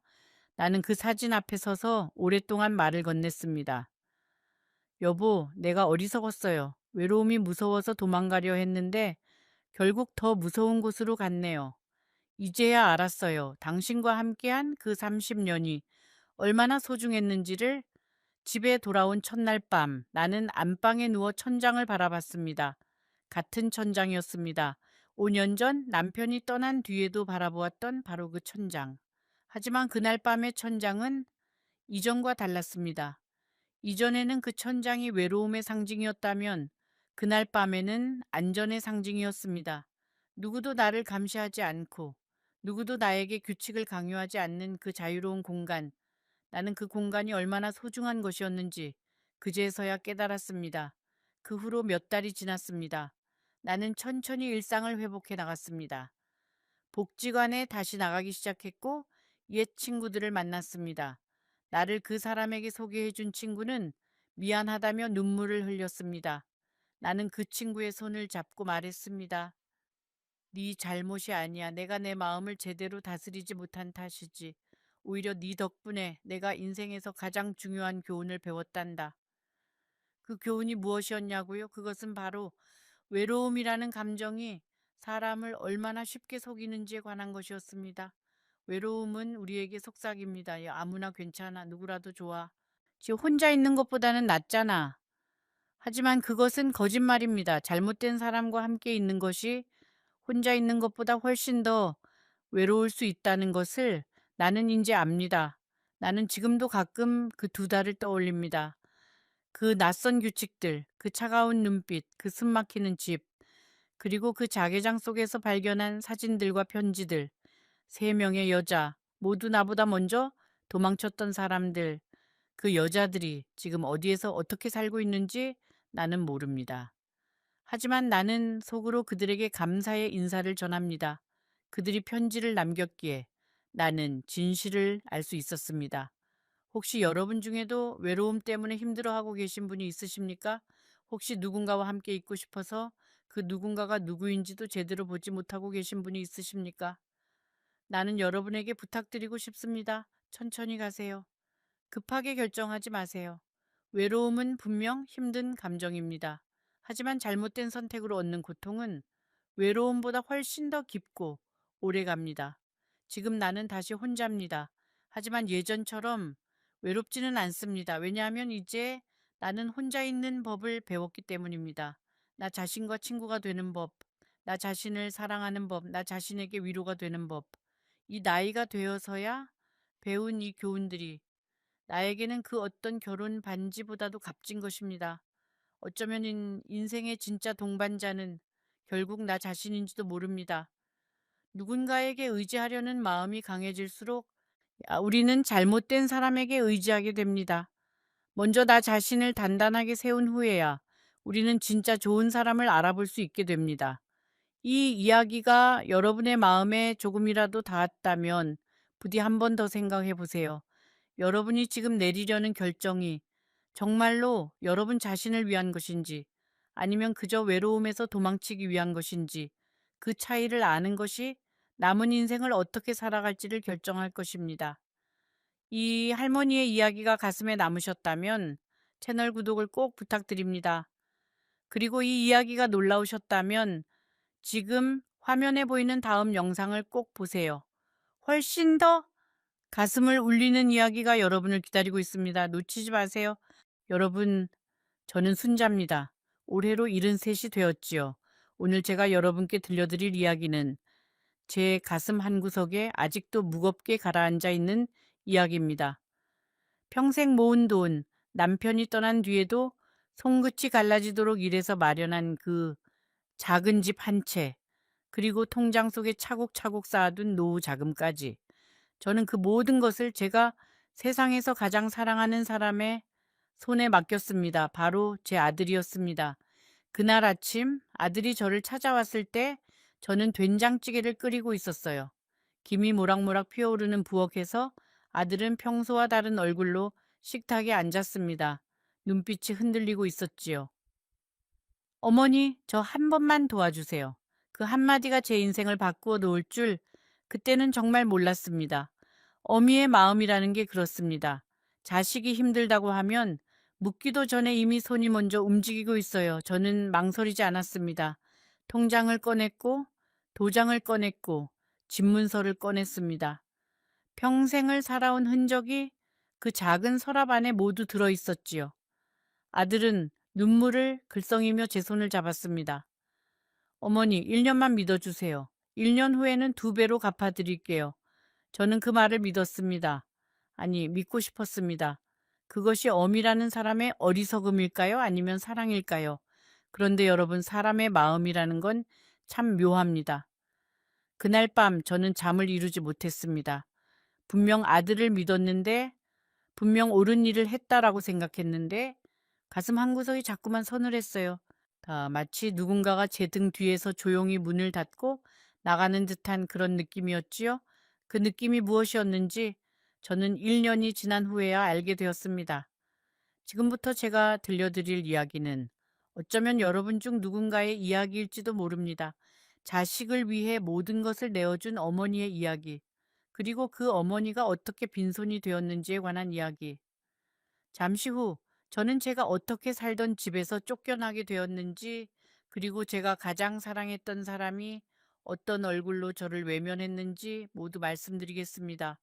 혹시 여러분도 자식에게 전 재산을 맡긴 적이 있으신가요? 아니면 그런 결정을 망설이고 계신가요? 댓글로 여러분의 이야기를 들려주세요.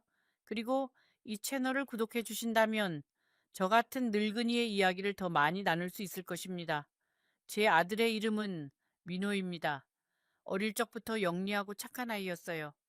학교에서 상도 많이 받아왔고 동네 어른들도 저에게 늘 말씀하셨지요. 순자 씨, 아들 하나는 정말 잘 두셨어요. 저는 그 말을 들을 때마다 가슴이 부풀어 올랐습니다. 남편이 일찍 세상을 떠난 뒤로 제 인생의 전부는 그 아이였거든요.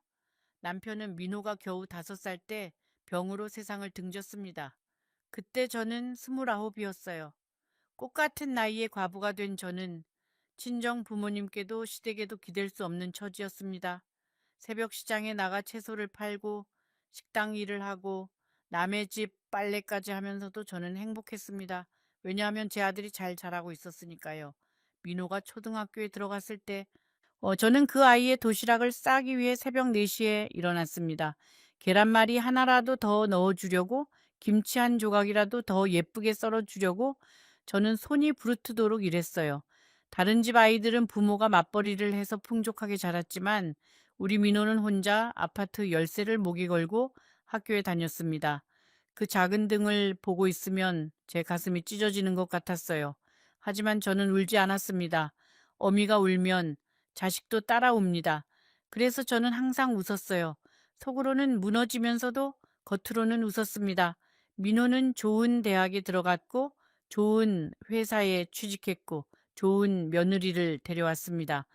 며느리의 이름은 지영이라고 했지요. 처음 만났을 때 저는 그 아이가 마음에 들었습니다. 조용하고 예의 바르고 제 아들을 진심으로 사랑하는 것 같았으니까예요. 결혼식 날, 저는 한복을 곱게 차려입고 하루 종일 웃었습니다. 그날만큼 행복했던 날이 있었을까요? 제 앞에 앉아있던 사돈댁 어른들이 저를 향해 고개를 숙이며 말씀하셨어요. 정말 훌륭하게 아드님을 키우셨습니다. 저는 그 말 한마디에 지난 30년의 고생이 한꺼번에 녹아내리는 것 같았습니다. 그런데 그 행복이라는 것이 얼마나 얇은 종이 같은 것인지 그때는 정말 몰랐습니다. 결혼한 지 5년쯤 지났을 무렵이었을까요? 민호는 회사를 그만두고 사업을 시작하겠다고 했습니다. 저는 처음에 반대했어요. 사업이라는 게 어디 쉬운 일입니까? 더구나 우리 집안에는 사업을 해본 사람이 한 명도 없었지요. 제 남편도 평범한 회사원이었고 저도 장사라고 해봐야 새벽 시장에서 채소를 파는 것이 전부였으니까예요. 하지만 민호는 자신감이 넘쳤습니다. 어머니, 친구가 이미 다 알아봐 줬어요. 투자만 하면 1년 안에 몇 배로 불어나요. 요즘은 시대가 달라요. 어머니처럼 평생 월급만 받고 살면 아무것도 남는 게 없어요. 저는 그 말을 믿지 않았습니다. 적어도 처음에는 그랬지요. 그런데 시간이 지나면서 민호의 얼굴이 점점 어두워지기 시작했습니다. 설에 제 집에 왔을 때 아들은 예전처럼 웃지 않았어요. 밥을 먹으면서도 자꾸만 휴대폰을 들여다보았고 가끔씩 한숨을 쉬었습니다. 저는 무슨 일이 있는지 물어보고 싶었지만 차마 묻지 못했어요. 어미가 자식의 얼굴에서 걱정을 읽으면 그 순간부터 어미도 잠을 이루지 못합니다. 저는 그저 된장국을 한 그릇 더 떠주고 김치를 앞으로 밀어주며 말했어요. 많이 먹어라. 얼굴이 많이 야위었구나. 어느 날 저녁 며느리 지영이가 저에게 전화를 걸어왔어요. 어머니, 민호 씨가 요즘 너무 힘들어해요. 잠도 잘 못 자고 밥도 잘 못 먹어요. 저한테도 아무 말 안 하고 혼자서만 끙끙 앓고 있어요. 어머니가 한번 와주시면 안 될까요? 그 말을 들은 순간 제 가슴이 철렁 내려앉았습니다. 어미라는 사람은 그래요. 자식이 아프다고 하면 자기가 더 아픕니다. 자식이 힘들다고 하면 자기가 더 힘듭니다. 그 마음이 결국 저를 무너뜨릴 줄은 몰랐지요. 저는 다음 날 바로 민호의 집을 찾아갔습니다. 아들은 거실에 앉아 있었어요. 며칠 동안 면도를 하지 않은 얼굴, 푹 꺼진 두 눈. 저는 그 모습을 보는 순간 이미 마음을 정해버렸습니다. 어머니가 자식의 무너진 얼굴을 보고도 그냥 돌아설 수 있다면 그건 어미가 아니지요. 어머니, 사실은요. 민호는 천천히 말을 꺼냈습니다. 사업이 잘 안 되고 있어요. 빚이 좀 있어요. 그런데 어머니, 한 번만 도와주시면 제가 다시 일으킬 수 있어요. 정말이에요. 친구가 이번에는 확실한 건을 하나 물어왔어요. 정부에서 지원하는 사업인데 초기 자금만 있으면 1년 안에 원금의 3배를 뽑을 수 있다고 하더라고요. 저는 아들의 손을 잡았습니다. 그리고 말했어요. 얼마면 되겠니? 여러분, 저는 그날 모든 것을 내어주었습니다. 평생 모은 돈, 그 작은 집 한 채, 통장 속에 노후 자금까지. 변호사를 통해서 명의도 모두 아들 앞으로 옮겼지요. 왜냐하면 민호가 그렇게 해야 사업 자금으로 쓸 수 있다고 했으니까요. 저는 서류에 도장을 찍으면서 한 번도 의심하지 않았습니다. 의심한다는 것 자체가 어미로서 죄를 짓는 일 같았어요. 변호사 사무실에서 서류를 작성하는 동안 변호사님이 저에게 몇 번이나 물으셨어요. 어머님, 정말 괜찮으시겠어요? 이렇게 전부 아드님 명의로 옮기시면 나중에 법적으로 어머님이 아무것도 주장하실 수 없게 됩니다. 저는 웃으면서 대답했어요. 괜찮습니다. 제 아들인데요. 제 아들을 못 믿으면 저는 누구를 믿겠습니까? 그런데 지금 생각해 보면 그것이 정말 사랑이었을까요? 아니면 두려움이었을까요? 자식을 잃을지도 모른다는 두려움. 처음 몇 달은 모든 것이 평온해 보였습니다. 민호는 자주 전화를 했고 며느리도 가끔 반찬을 들고 찾아왔어요. 저는 작은 새방을 얻어 지냈습니다. 보증금 500만 원에 월세 30만 원짜리 단칸방이었어요. 부엌이라고 부르기도 뭐한 작은 싱크대와 겨우 이불 하나 펼 수 있는 좁은 방, 창문을 열면 바로 옆 건물의 벽이 보이는 그런 곳이었습니다. 좁고 추운 방이었지만 저는 불평하지 않았습니다. 왜냐하면 제 아들이 다시 일어서고 있다고 믿었으니까요. 그 믿음 하나로 저는 매일 아침 눈을 떴습니다. 그런데 그 믿음이라는 것이 얼마나 위태로운 것인지요. 처음에 민호가 전화를 해오면 저는 아무 일도 없는 듯이 밝은 목소리로 받았어요. 어머니, 새빵은 괜찮으세요? 불편하시지는 않으세요? 저는 이렇게 대답했지요. 괜찮아, 민호야. 엄마는 여기서도 잘 지내. 너는 네 일만 잘하면 된다. 엄마 걱정은 하지 마라. 그때마다 민호는 고맙다고 금방 다 해결될 거라고 말했어요. 저는 그 말들을 소중하게 마음속에 담아두었습니다. 마치 작은 보석처럼 꺼내어 볼 때마다 반짝이는 그런 말들이었어요. 석 달이 지나자 민호의 전화가 줄어들기 시작했습니다. 처음에는 일주일에 두세 번, 그 다음에는 한 번, 그리고 어느 순간부터는 제가 먼저 전화를 걸어야 통화가 가능했습니다. 어머니, 바빠요. 어머니, 나중에 전화 드릴게요. 어머니, 지금 회의 중이에요. 저는 그 말들을 모두 믿었습니다. 사업을 하는 사람이니까 바쁘겠지. 그렇게 생각했어요. 바쁘다는 것은 일이 잘 되고 있다는 증거일 테니까요. 저는 스스로를 그렇게 위로했습니다. 그런데 어미의 직감이라는 것이 있지요. 무언가가 잘못되어 가고 있다는 그 느낌. 저는 그 느낌을 애써 외면했습니다. 어느 날, 저는 민우에게 작은 선물을 사주고 싶었습니다. 명절도 다가오고 있었고 아들이 평소에 좋아하던 인삼 한 뿌리라도 사다 주고 싶었거든요. 저는 시장에 나가 오래된 통장에서 겨우 남은 돈으로 인삼을 샀어요. 그리고 그것을 정성스럽게 포장해서 민호의 집으로 갔습니다.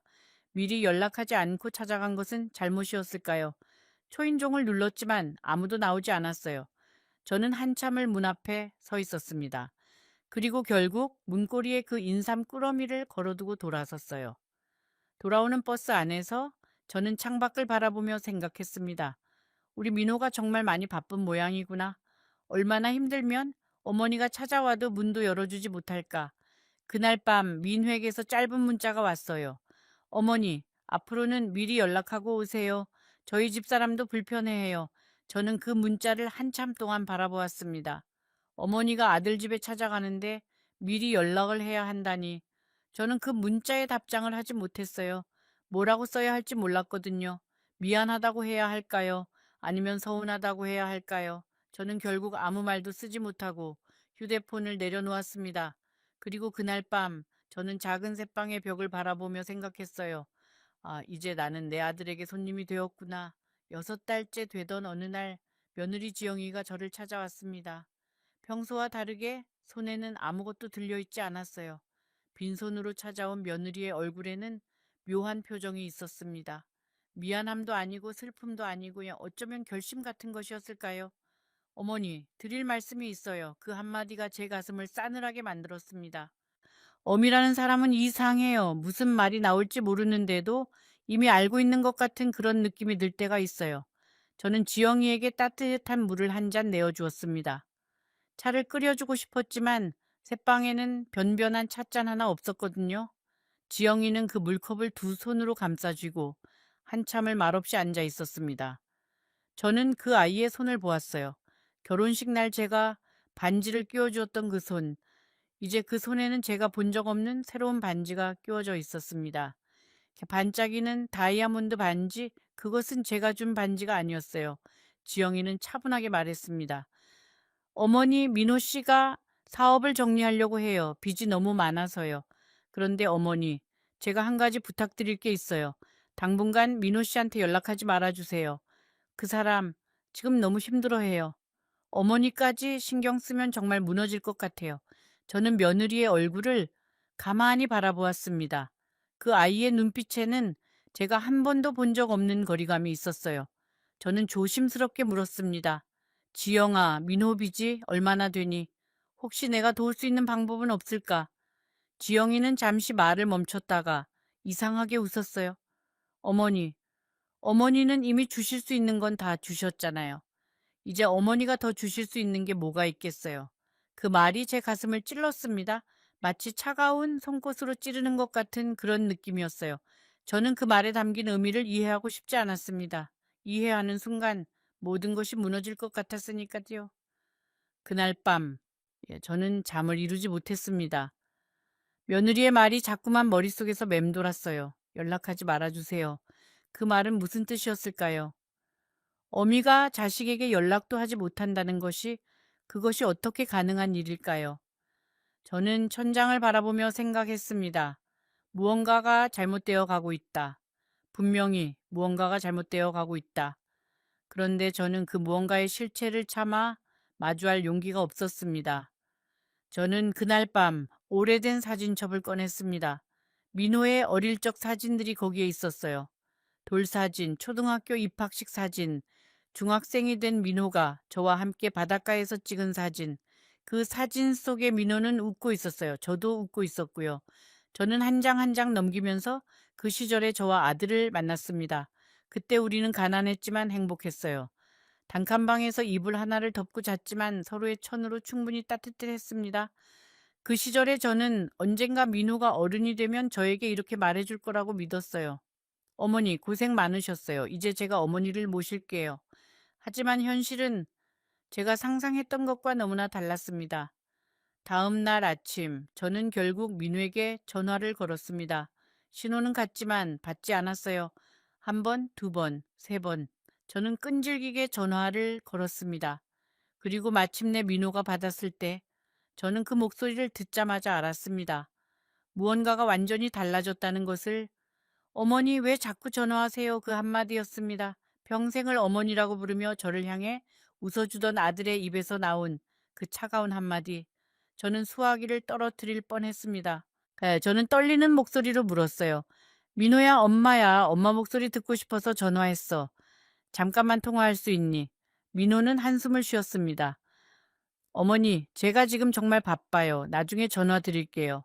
그리고 어머니, 앞으로는 자주 전화하지 마세요. 저도 제 생활이 있어요. 저는 그 말을 듣고 아무 말도 할 수 없었어요. 목이 메어서 말이 나오지 않았습니다. 민호는 저의 침묵을 기다리지 않고 그대로 전화를 끊어버렸어요.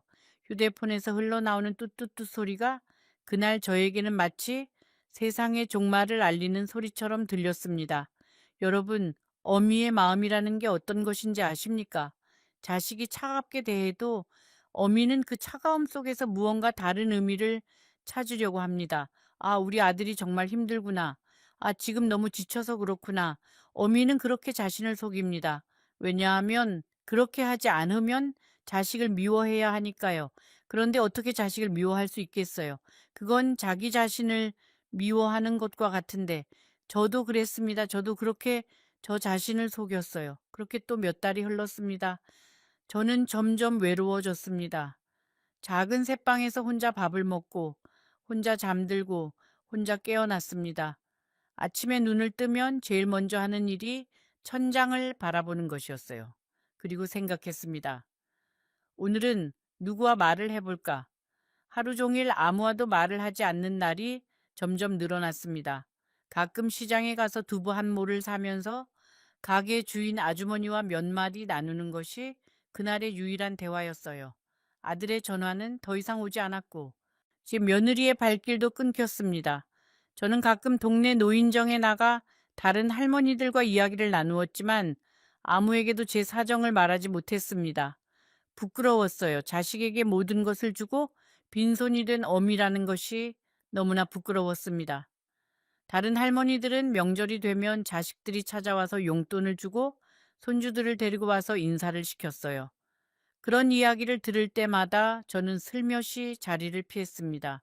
그런데 부끄러움보다 더 무서운 것이 있었습니다. 그것은 제가 점점 사라지고 있다는 느낌이었어요. 사라진다는 것이 무슨 뜻인지 저는 그제서야 알게 되었습니다. 아무도 저를 부르지 않고, 아무도 저를 기다리지 않고, 아무도 저의 안부를 궁금해하지 않는 것, 그것이 사라지는 것이었어요. 저는 분명 숨을 쉬고 있었고, 밥을 먹고 있었고, 걸어 다니고 있었지만 세상 어디에도 제 자리가 없는 것 같았습니다.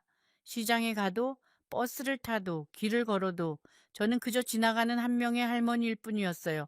그 누구의 어머니도 아니고 그 누구의 할머니도 아닌 그저 지나가는 할머니.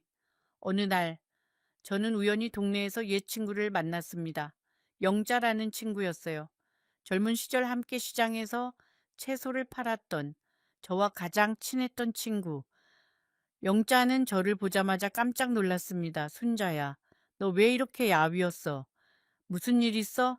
저는 웃으려고 했지만 웃음이 나오지 않았어요. 그리고 영자의 손을 잡는 순간 저는 그동안 참았던 모든 것이 한꺼번에 무너지는 것을 느꼈습니다. 엄이라는 사람도 결국은 사람이에요. 무너질 때가 있는 사람. 영자는 저를 자신의 집으로 데려갔습니다. 따뜻한 차 한 잔을 내어주며 천천히 제 이야기를 들어주었어요. 영자의 집은 제가 살던 새방과는 비교도 안 되게 따뜻하고 아늑했습니다. 벽에는 가족 사진이 걸려 있었고 식탁 위에는 며느리가 가져다 주었다는 과일 바구니가 놓여 있었어요. 저는 그 풍경을 바라보면서 말없이 차를 마셨습니다. 영자는 저를 재촉하지 않았어요. 그저 기다려 주었지요. 저는 모든 것을 털어놓았습니다. 아들에게 전 재산을 맡긴 일, 명의를 모두 옮긴 일, 그리고 지금 작은 새방에서 혼자 지내고 있다는 일까지. 영자는 한참을 말없이 저를 바라보았습니다. 그리고 조용히 말했어요. 순자야, 너 한번 알아봐야겠다. 정말 사업이 망한 건지 아니면 다른 무언가가 있는 건지. 저는 영자의 그 말이 무슨 뜻인지 처음에는 이해하지 못했습니다. 영자는 한숨을 쉬며 말을 이었어요. 순자야, 내가 이런 말 해서 미안한데 너무 순진하게 믿지 마. 요즘 세상이 어떤 세상인지 알아. 자식이라고 해도 돈 앞에서는 다 변해. 나도 아는 할머니 한 분이 계셨는데 딸한테 집 팔아서 전세금 보태줬다가 지금 고시원에서 사셔. 딸은 그 돈으로 새 집 사서 이사 가고 어머니는 찾아오지도 않는데. 그 이야기를 들으면서 저는 가슴이 서늘해졌습니다. 설마 우리 민호는 그렇지 않을 거야. 저는 그렇게 생각했지만 이미 제 마음 깊은 곳에서는 불안이 자라고 있었어요. 며칠 후 영자는 자신의 조카를 통해서 한 가지 사실을 알아냈습니다. 영자의 조카는 부동산 중개업을 하는 사람이었어요. 그 사람이 민호가 살고 있는 지역을 조사해 주었습니다. 그리고 그 사실을 저에게 전해줄 때 영자의 얼굴은 굳어 있었어요. 순자야, 마음 단단히 먹어. 저는 무슨 말이 나올지 알 수 없었지만 본능적으로 무릎이 떨렸습니다. 영자는 천천히 말했습니다. 민호가 새 집을 샀대. 강남에 아주 비싼 집이래. 저는 그 말을 듣는 순간 세상이 멈춘 것 같았습니다. 영자는 조카가 알아본 대로 더 자세한 이야기를 들려주었어요.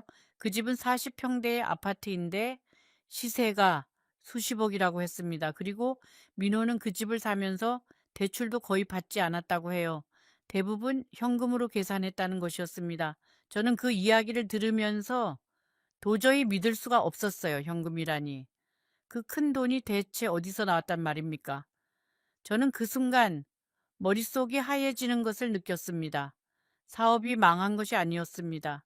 빚더미에 앉은 것이 아니었습니다. 제 아들은 제가 내어준 그 모든 것으로 새로운 삶을 시작하고 있었던 것입니다. 강남의 비싼 집, 새로운 차, 그리고 며느리와 함께 떠난 해외여행까지. 제가 작은 새방에서 혼자 라면을 끓여 먹는 동안 제 아들과 며느리는 호텔의 레스토랑에서 식사를 하고 있었습니다. 영자의 조카가 SNS에서 찾아낸 사진들을 저에게 보여주었을 때 저는 그 사진들을 한 장 한 장 눈에 담았어요. 하와이, 파리, 스위스. 제가 평생 가보지 못한 곳들에서 제 아들과 며느리가 환하게 웃고 있었습니다. 저는 그 사실을 알게 되었을 때 울지 않았습니다. 이상하게도 눈물이 나오지 않았어요. 어쩌면 너무 큰 슬픔은 눈물조차 허락하지 않는 것 같습니다. 저는 그날 밤 작은 새방의 창가에 앉아 오래도록 밖을 바라보았습니다. 도시의 불빛들이 반짝이고 있었어요. 저 수많은 불빛 중 하나가 분명 제 아들이 사는 그 비싼 집의 불빛이겠지요. 저는 생각했습니다. 내가 무엇을 잘못한 걸까요? 어디서부터 잘못된 걸까? 어미라는 이름으로 평생을 살아왔는데 그 어미라는 이름이 결국 나를 이렇게 만든 걸까? 그날 밤 저는 처음으로 제 자신에게 화가 났습니다. 제가 화가 난 것은 민호가 아니었어요. 놀랍게도 제가 화가 난 것은 저 자신이었습니다. 왜 그렇게 바보같이 믿었을까? 왜 그렇게 쉽게 모든 것을 내어주었을까? 왜 단 한 번도 의심하지 않았을까? 왜 변호사님이 몇 번이나 물어보셨을 때 한 번이라도 망설이지 않았을까? 수많은 질문들이 제 머릿속을 맴돌았어요. 그리고 그 질문들에 대한 답은 단 하나였습니다. 어미였으니까. 저는 어미였으니까 그렇게 할 수밖에 없었어요. 다음 날 저는 결심했습니다. 한 번만, 단 한 번만 아들을 직접 만나야겠다고. 저는 영자가 알려준 주소를 들고 강남의 그 집을 찾아갔습니다. 버스를 2번 갈아타고 지하철을 1번 타고 다시 마을버스를 타고 제가 평생 가본 적 없는 그 동네에 도착했을 때 저는 한참 동안 그 아파트 앞에 서 있었어요. 정말 큰 집이었어요. 제가 평생을 살아도 들어가 본 적 없는 그런 집. 아파트 앞에는 외제차들이 줄지어 서 있었고 경비원은 제복을 입고 서 있었습니다. 저는 초인종을 누르기 전에 한참을 망설였습니다. 손이 떨렸어요. 어미가 자식의 집 앞에서 손을 떨고 있다니 이게 무슨 일일까요? 네, 결국 저는 초인종을 눌렀습니다. 경비원이 먼저 저를 막아섰어요. 어디 가십니까? 저는 떨리는 목소리로 대답했습니다. 우리 아들 집에 왔어요. 김민호. 경비원은 저를 위아래로 훑어보더니 의심스러운 눈초리로 인터폰을 들었어요. 그 짧은 시간 동안 저는 얼마나 창피했는지 모릅니다. 어머니가 아들 집에 가는데 경비원에게 의심을 받아야 한다니. 제 초라한 옷차림, 제 주름진 얼굴, 이 모든 것이 저를 초라하게 만들었어요. 문을 연 것은 며느리 지영이었습니다. 저를 보는 순간 그 아이의 얼굴에서 핏기가 가셨어요. 어머니, 어떻게 여기를? 저는 조용히 말했습니다. 민호 좀 보러 왔다. 지영이는 망설였지만 결국 저를 안으로 들였습니다. 거실은 제가 상상했던 것보다 훨씬 더 화려했어요. 새 가구, 새 그림, 새 카펫. 그 모든 것이 한때 제 것이었던 돈으로 만들어진 것이었습니다. 벽에는 큰 텔레비전이 걸려 있었고 바닥에는 부드러운 양털 내어구가 깔려 있었어요. 식탁 위에는 제가 이름도 모르는 비싼 과일들이 가득 놓여 있었습니다. 저는 거실 한가운데에 서서 아무 말도 하지 못했습니다. 잠시 후 민호가 안방에서 나왔습니다. 저를 보는 순간 아들의 얼굴이 굳어졌어요. 어머니, 왜 오셨어요? 그 한마디였습니다. 어머니라는 그 호칭조차도 이제는 의무처럼 들렸어요. 저는 아들을 가만히 바라보았습니다. 제가 평생 사랑했던 그 얼굴, 제가 평생 위해서 살아온 그 사람. 민호는 새 옷을 입고 있었어요. 깔끔한 셔츠에 잘 다려진 바지. 저와 함께 살 때는 한 번도 입어본 적 없는 그런 옷이었습니다. 그리고 그 사람의 눈빛에서 저는 아무것도 찾을 수 없었습니다. 사랑도, 미안함도, 부끄러움도, 아무것도. 그것이 가장 무서웠습니다. 저는 천천히 말했습니다. 민호야, 내가 너에게 맡긴 그 돈, 그 집 다 어디로 갔니? 민호는 잠시 침묵했습니다. 그리고 한숨을 쉬며 말했어요. 어머니, 그건 이미 제 명의로 되어 있어요. 법적으로 어머니가 주장하실 수 있는 게 아무것도 없어요. 그리고 어머니, 솔직히 말씀드릴게요. 저도 제 가정이 있어요. 제 아내도 있고 앞으로 아이도 가질 거예요. 어머니까지 모실 여유가 없어요. 저는 그 말을 들으면서 제 안에서 무언가가 조용히 무너지는 소리를 들었습니다. 여러분, 어쩌면 여러분 중에도 이런 경험을 하신 분이 계실지 모릅니다. 자식을 위해 모든 것을 내어 주었는데 그 자식이 어느 날 갑자기 등을 돌리는 그런 경험, 혹은 지금 그런 결정을 앞두고 망설이고 계실지도 모릅니다. 잠시 후 저는 그날 그 거실에서 어떤 말을 들었는지, 그리고 제가 그 집을 어떻게 나왔는지 모두 말씀드리겠습니다. 만약 여러분이 저와 비슷한 일을 겪으셨다면 댓글에 한 줄만 남겨주세요. 그것만으로도 저 같은 늙은이에게는 큰 위로가 됩니다. 저는 며느리 지영이를 바라보았습니다. 한때 제가 마음에 들어 했던 조용하고 예의 바른 그 아이. 그런데 지금 그 아이의 얼굴에는 저에 대한 그 어떤 따스함도 남아있지 않았어요. 지영이는 민호 옆에 서서 마치 자신의 영역을 지키는 사람처럼 저를 바라보고 있었습니다. 어머니, 저희도 정말 힘들어요. 지영이가 말했어요. 그 말을 듣는 순간 저는 웃음이 나올 뻔했습니다. 힘들다는 말이 누구의 입에서 나와야 할 말인지요. 저는 지영이에게 조용히 물었어요.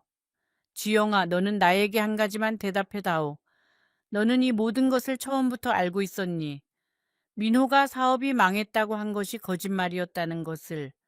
지영이는 고개를 돌렸습니다. 그리고 한참 후에야 작은 목소리로 말했어요. 어머니, 저는 민호 씨의 아내예요. 저는 어머니의 며느리이기 전에 민호 씨의 아내라는 것을 잊지 말아주세요. 그 말이 저에게는 모든 것을 설명해주는 말이었습니다. 저는 거실의 소파에 잠시 앉았습니다. 다리에 힘이 풀려서 더 이상 서 있을 수가 없었거든요. 민호와 지영이는 제 앞에 마주 앉았습니다. 마치 비즈니스 미팅을 하는 사람들처럼 거리감을 두고. 어머니, 민호가 다시 말했어요. 어머니가 지금 사시는 그 새방, 월세 제가 도와드릴 수 있어요. 매달 얼마씩 보내드릴게요. 그 정도면 충분하지 않으세요? 충분하지 않으세요? 그 말이 제 가슴을 칼처럼 지나갔습니다. 제가 민호에게 평생 무엇을 원했는지 여러분은 아십니까? 돈을 원한 것이 아니었어요. 집을 원한 것도 아니었고 명예를 원한 것도 아니었어요. 저는 그저 제 아들이 행복하기를 바랐습니다.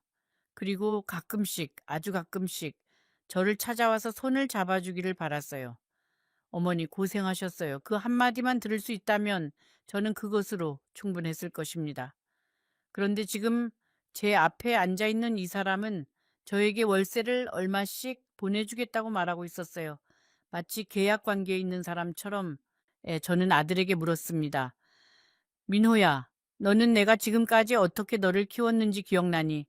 새벽 3시에 일어나서 시장에 나갔던 거, 식당에서 설거지 하다가 손이 다 갈라졌던 거, 너 학원비 마련하려고 다른 사람 빨래까지 했던 거 기억나니? 민호는 시선을 피했습니다. 어머니, 그 이야기 또 하실 거예요.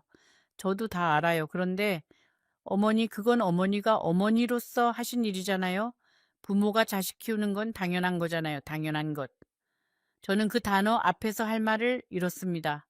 당연한 것이라고요. 어미가 자식을 위해 평생을 바치는 것이 그렇게 당연한 것이라면, 그렇다면 자식이 늙은 어미를 돌보는 것은 왜 당연하지 않은 것일까요? 저는 그 질문을 입 밖으로 꺼내지 못했습니다. 왜냐하면 그 질문을 하는 순간 제가 평생 믿어온 모든 것이 무너질 것 같았으니까요. 어쩌면 저는 이미 알고 있었는지도 모릅니다. 사랑이라는 것이 일방통행이 될 수 있다는 것을. 그런데 그것을 인정하는 일이 너무나 두려웠습니다. 저는 민우에게 마지막으로 한 가지를 물었습니다. 민호야, 너는 아버지를 기억하니? 민호는 의아한 표정을 지었어요. 갑자기 왜 아버지 이야기예요? 저는 천천히 말했습니다. 네 아버지가 돌아가실 때 나에게 마지막으로 한 말이 뭐였는지 아니? 우리 민호 잘 부탁한다고 했어. 저 아이를 지켜달라고 했어. 나는 그 약속을 지키려고 평생을 살았단다. 그런데 민호야, 만약 네 아버지가 지금 이 모습을 보신다면 뭐라고 말씀하실까? 민호는 아무 말도 하지 못했어요. 저는 자리에서 일어났습니다. 더 이상 그 집에 있고 싶지 않았어요. 그 화려한 거실, 그 새 가구들, 그 모든 것이 저를 숨막히게 했습니다. 민호야, 저는 마지막으로 말했어요. 너에게 한 가지만 부탁할게. 다음에 우리가 만나게 되더라도 어머니라고 부르지 마라. 그 말이 너에게서 나오는 것이 지금 나에게는 너무 아프구나. 민호는 아무 말도 하지 않았습니다. 지영이도 마찬가지였습니다. 저는 그 집을 나와 천천히 길을 걸었습니다. 강남의 화려한 거리, 수많은 사람들, 반짝이는 상점들. 그런데 저는 그 한가운데에서 마치 투명 인간이 된 것 같았어요. 아무도 저를 보지 않았고 아무도 저를 알지 못했습니다. 젊은 사람들은 저를 스쳐 지나가며 바쁘게 걸었고 아이들은 엄마의 손을 잡고 웃고 있었습니다. 저는 그 모든 풍경 속에서 홀로 떠다니는 먼지 같았어요. 저는 버스 정류장에 앉아 한참을 그렇게 있었습니다. 버스가 와도 타지 않았고 사람들이 지나가도 움직이지 않았어요. 그날 저는 처음으로 제가 정말 혼자라는 것을 느꼈습니다. 해가 저물 무렵이 되어서야 저는 겨우 버스에 올랐어요. 창문에 비친 제 얼굴은 제가 알던 순자가 아니었습니다. 마치 다른 사람처럼 낯설고 지친 얼굴. 저는 그 얼굴을 한참 바라보았어요. 그리고 속으로 조용히 말했습니다. 순자야, 수고했다. 네가 너무 수고했구나. 그것은 제가 제 자신에게 처음으로 건네는 위로의 말이었습니다. 평생을 어미로 살면서 저는 제 자신을 위로해 본 적이 한 번도 없었거든요. 집으로 돌아오는 길 저는 영자에게 전화를 걸었습니다. 네, 영자는 제 목소리를 듣자마자 알아차렸어요. 순자야, 우리 집으로 와. 지금 당장. 저는 그날 밤 영자의 집에서 잤습니다. 영자는 따뜻한 미역국을 끓여 주었어요. 미역국이라니. 그 어떤 잔치도 아닌데 영자는 저에게 미역국을 내어 주었습니다. 어쩌면은 영자는 저에게 제 자신을 다시 놔주고 싶었던 것일지도 모르겠어요. 저는 그 미역국을 먹으면서 처음으로 울었습니다. 그 울음은 평생 참아왔던 울음이었어요. 남편이 세상을 떠났을 때도 참았고 아들 학교 보내느라 밤잠 설치며 일할 때도 참았고 결혼식 날 며느리가 저를 어머니라고 처음 부를 때도 참았던 그 울음, 모든 눈물이 한꺼번에 쏟아져 나왔습니다. 영자는 저의 등을 말없이 쓰다듬어 주었어요. 순자야, 울어라. 실컷 울어라. 울음도 다 나와야 끝나는 거야. 저는 영자의 품에서 아이처럼 울었습니다. 그날 밤 저는 영자의 집 방바닥에 누워 잠이 들었어요. 오랜만에 깊이 잔 잠이었습니다. 그 이후로 몇 달이 지났습니다. 저는 작은 새방으로 돌아왔고 다시 혼자만의 일상을 시작했습니다. 민회에게서는 약속한 월세가 매달 들어왔어요. 통장에 찍힌 그 숫자를 볼 때마다 저는 묘한 감정에 사로잡혔습니다. 이것이 사랑일까요? 아니면 의무일까요? 아니면 죄책감일까요? 저는 알 수 없었습니다. 그리고 알고 싶지도 않았어요. 알게 되면 더 슬퍼질 것 같았으니까요. 어느 날 저는 동네 노인정에 나갔다가 한 할머니를 만났습니다. 그 할머니는 저보다 10살은 더 많아 보였어요. 우리는 우연히 또 옆자리에 앉게 되었고 자연스럽게 이야기를 나누게 되었습니다. 네, 그 할머니는 자신의 이야기를 들려주었어요. 자신도 자식에게 모든 것을 주고 빈손이 되었다고, 자신도 작은 방에서 혼자 살고 있다고. 저는 그 이야기를 들으면서 묘한 위로를 받았습니다. 나만 그런 것이 아니구나. 나만 이렇게 어리석었던 것이 아니구나. 그 할머니의 이름은 정순이었어요. 정순 할머니는 저에게 이런 말씀을 하셨습니다. 순자 씨, 우리 어미들이 왜 이렇게 어리석은 줄 알아요? 우리는 사랑이라는 이름으로 우리 자신을 버렸기 때문이에요. 자식을 위해서라면 나 자신은 없어도 된다고 생각했거든요. 그런데 순자 씨, 자기 자신을 잃어버린 사람은 결국 아무도 사랑할 수 없답니다. 왜냐하면 사랑이라는 것은 먼저 자기 자신을 사랑해야 다른 사람에게도 줄 수 있는 거거든요. 저는 그 말을 듣고 한참을 멍하니 앉아 있었어요. 그 할머니는 저에게 한 가지 이야기를 들려주었습니다. 옛날에 한 어머니가 있었는데 그 어머니는 평생 자식을 위해 살았어요. 그런데 자식이 다 자란 후 그 자식은 어머니를 돌아보지 않았지요. 어느 날 그 어머니는 산에 올라갔어요. 그리고 산꼭대기에서 하늘을 향해 외쳤습니다. 내가 잘못한 것이 무엇이냐고. 그러자 바람이 불어와 그 어머니의 귓가에 이렇게 속삭였답니다. 너는 사랑한 것이 아니라 사랑받기를 원했던 것이다. 저는 그 이야기를 듣고 한참을 말없이 앉아 있었습니다. 사랑한 것이 아니라 사랑받기를 원했던 것. 그 말이 제 가슴에 깊이 박혔습니다. 저는 정말 아들을 사랑했던 것일까요? 아니면 아들에게 사랑받고 싶었던 것일까요? 예, 저는 정말 아들을 위해 모든 것을 내어준 것일까요? 아니면 아들에게 인정받고 싶어서 그렇게 한 것일까요? 저는 그날 밤 작은 새방의 천장을 바라보며 오래도록 생각했습니다. 그리고 처음으로 제 자신에게 솔직해지기로 결심했습니다. 어쩌면 저는 아들을 통해 제 인생의 의미를 찾으려고 했는지도 모릅니다. 남편이 일찍 떠난 후 제 인생은 오로지 민호였어요. 민호가 웃으면 저도 웃었고, 민호가 울면 저도 울었습니다. 민호의 성적이 좋으면 제 하루가 환했고, 민호가 아프면 제 세상이 무너졌어요. 저는 제 감정을 제 것으로 느끼지 못하고 항상 민호의 감정을 통해서만 느꼈습니다. 그것이 사랑이라고 믿었어요. 그런데 이제 와서 생각해 보니 그것은 사랑이라기보다는 제 자신을 잃어버린 것이었습니다. 저는 순자로 살지 못하고 민호의 어머니로만 살았던 것이에요. 그날 이후 저는 조금씩 달라지기 시작했습니다. 매일 아침 일찍 일어나서 동네를 한 바퀴 돌았어요. 처음에는 그냥 걷기만 했지만 나중에는 걸으면서 주변의 풍경을 보기 시작했습니다. 봄에는 벚꽃이 피고, 여름에는 매미가 울고, 가을에는 은행잎이 떨어지고, 겨울에는 눈이 내렸어요. 저는 평생 이런 것들을 제대로 본 적이 없다는 것을 깨달았습니다. 늘 바쁘게만 살았거든요. 자식 걱정, 돈 걱정, 집 걱정, 그런 것들에 쫓겨서 하늘 한 번 제대로 올려다보지 못했어요. 노인정에서 새로운 친구들도 사귀었고 작은 텃밭도 가꾸기 시작했습니다. 텃밭이라고 해봐야 새빵 옥상의 작은 화분 몇 개였지만 저는 그 화분에 상추와 고추와 대파를 심었어요.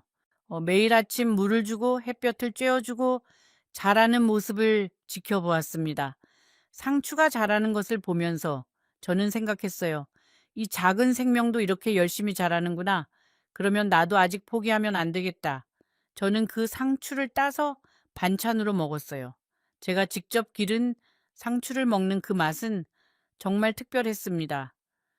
영자는 저에게 한글 교실에 나가보라고 권유했어요. 저는 어릴 적에 학교를 제대로 다니지 못해서 글자를 잘 몰랐거든요. 제가 어릴 때는 여자아이는 학교에 보내지 않는 집이 많았어요. 저도 그런 집안에서 자랐습니다. 겨우 제 이름 석자 쓰는 것이 전부였지요. 처음에는 부끄러웠지만 저는 용기를 내어 한글 교실에 나갔습니다. 그리고 그곳에서 저는 새로운 세상을 만났습니다. 한글 교실의 선생님은 젊은 여자분이었어요. 자원봉사로 할머니들에게 한글을 가르쳐 주시는 분이었지요. 그 선생님은 저에게 정말 친절하게 대해주셨습니다. 할머니, 처음부터 천천히 해요. 틀려도 괜찮아요. 우리 모두 처음에는 그랬어요. 그 말 한마디가 저를 얼마나 위로했는지 모릅니다. 저는 연필을 쥐고 공책에 한 글자 한 글자 쓰기 시작했어요. 가, 나, 다, 라. 처음에는 손이 떨려서 글자가 삐뚤빼뚤했지만 시간이 지나면서 조금씩 나아졌습니다. 한글 교실에는 저와 비슷한 처지의 할머니들이 많았어요. 우리는 서로의 이야기를 나누었고 서로의 손을 잡아주었습니다. 어떤 할머니는 남편을 일찍 떠나보내고 혼자 자식을 키우신 분이었고 어떤 할머니는 평생 시집살이를 견디며 사신 분이었어요. 그리고 저처럼 자식에게 모든 것을 주고도 외로워진 할머니도 있었습니다. 우리는 서로를 위로했고 서로를 격려했어요. 저는 처음으로 어머니라는 이름이 아닌 순자라는 이름으로 불리는 즐거움을 알게 되었어요. 순자 씨, 오늘도 오셨어요. 순자 씨. 글씨 정말 잘 쓰시네요. 순자 씨, 같이 점심 먹으러 가요. 그 호칭이 저에게는 마치 새로운 생명을 얻는 것 같았습니다. 저는 잊고 있었어요. 제가 어머니이기 전에 한 사람이라는 것을 한글을 배우면서 저는 처음으로 책을 읽을 수 있게 되었습니다. 선생님이 저에게 쉬운 동화책 한 권을 주셨어요. 저는 그 책을 집에 가져와서 매일 밤 조금씩 읽었습니다. 처음에는 한 페이지를 읽는데 1시간이 걸렸어요. 글자를 하나씩 더듬어가며 읽어야 했으니까요. 하지만 저는 포기하지 않았습니다. 그리고 마침내 그 책을 다 읽었을 때 저는 기쁨에 겨워 눈물을 흘렸어요. 일은 넘어서 처음으로 책 한 권을 읽었다는 것이 저에게는 그 어떤 것보다도 큰 성취였습니다. 그 동화책의 제목은 할머니의 정원이었어요. 한 할머니가 작은 정원을 가꾸면서 잃어버린 것들을 하나씩 다시 찾아가는 이야기였습니다. 저는 그 이야기를 읽으면서 마치 제 자신의 이야기를 읽는 것 같았어요. 책 속의 할머니도 자식에게 상처를 받았고, 책 속의 할머니도 혼자가 되었고, 그러나 책 속의 할머니는 결국 자신만의 작은 정원에서 행복을 찾았습니다. 저는 그 책을 몇 번이고 다시 읽었어요. 읽을 때마다 새로운 위로가 저를 감쌌습니다. 그 무렵, 저 한글 교실에서 만난 한 할머니가 저에게 일자리를 소개해 주셨어요. 근처 유치원에서 아이들에게 옛날 이야기를 들려주는 자원봉사였습니다. 처음에는 망설였어요. 제가 무엇을 아이들에게 들려줄 수 있을까요? 하지만 그 할머니는 저에게 이렇게 말씀하셨어요. 순자 씨, 할머니가 살아온 이야기만큼 아이들에게 좋은 이야기가 어디 있어요. 저는 용기를 내어 유치원을 찾아갔습니다. 유치원에 처음 갔던 날, 저는 긴장해서 말이 잘 나오지 않았어요. 아이들 20명 정도가 동그랗게 모여 앉아서 저를 바라보고 있었습니다. 그 까만 눈동자들, 저는 그 눈동자들을 바라보면서 한참을 말없이 있었어요. 그리고 천천히 제 어린 시절 이야기를 들려주기 시작했습니다. 전쟁이 끝난 지 얼마 안 된 시절, 할머니가 어떻게 밥을 지어 먹었는지, 어떻게 옷을 지어 입었는지, 어떻게 학교에 갔는지, 아이들은 신기해하며 제 이야기에 귀를 기울였어요. 그 후로 저는 매주 2번씩 유치원에 나갔습니다. 아이들은 저를 순자 할머니라고 불렀어요. 순자 할머니, 오늘은 무슨 이야기 해주세요? 순자 할머니, 어제 해주신 이야기 너무 재밌었어요. 순자 할머니, 다음에 또 오실 거죠? 그 말들을 들을 때마다 제 가슴이 따뜻해졌습니다. 저는 비록 제 손주 한 명 보지 못한 할머니였지만 유치원의 그 작은 아이들이 저에게는 모두 손주 같았어요. 어느 날, 한 아이가 저에게 이상한 질문을 했어요. 그 아이의 이름은 지우였습니다. 지우가 저에게 다가와서 이렇게 물었어요. 할머니는 왜 우리한테 이야기 들려주러 오세요? 저는 잠시 생각했습니다. 그리고 천천히 대답했어요. 지우야, 할머니는 이야기를 들려주면서 할머니의 마음이 따뜻해져서 와요. 지우가 웃으면 할머니 마음도 웃게 되거든. 지우는 그 말을 듣고 제 무릎에 얼굴을 묻으며 이렇게 말했습니다. 할머니, 그럼 매일 오세요? 우리 엄마는 매일 회사 가서 저는 외로워요. 저는 지우의 그 말을 듣고 가슴이 먹먹해졌어요. 이 작은 아이도 외로움을 알고 있었구나. 저는 지우의 작은 등을 가만히 쓰다듬으며 생각했습니다. 세상에는 외로운 사람이 정말 많구나. 나만 외로운 것이 아니었구나. 그리고 외로운 사람들은 서로를 위로해 줄 수 있구나. 제가 지우를 위로해 줄 수 있듯이 지우도 저를 위로해주고 있다는 것을 저는 깨달았어요. 저는 그날 저녁 작은 새방으로 돌아와서 거울을 들여다보았습니다. 거울 속의 저는 1년 전에 저와 너무나 달랐어요. 물론 얼굴의 주름은 더 늘었고 머리카락도 더 하얗게 새었지만 눈빛이 달랐습니다. 1년 전에 순자는 모든 것을 잃은 사람의 눈빛을 하고 있었어요.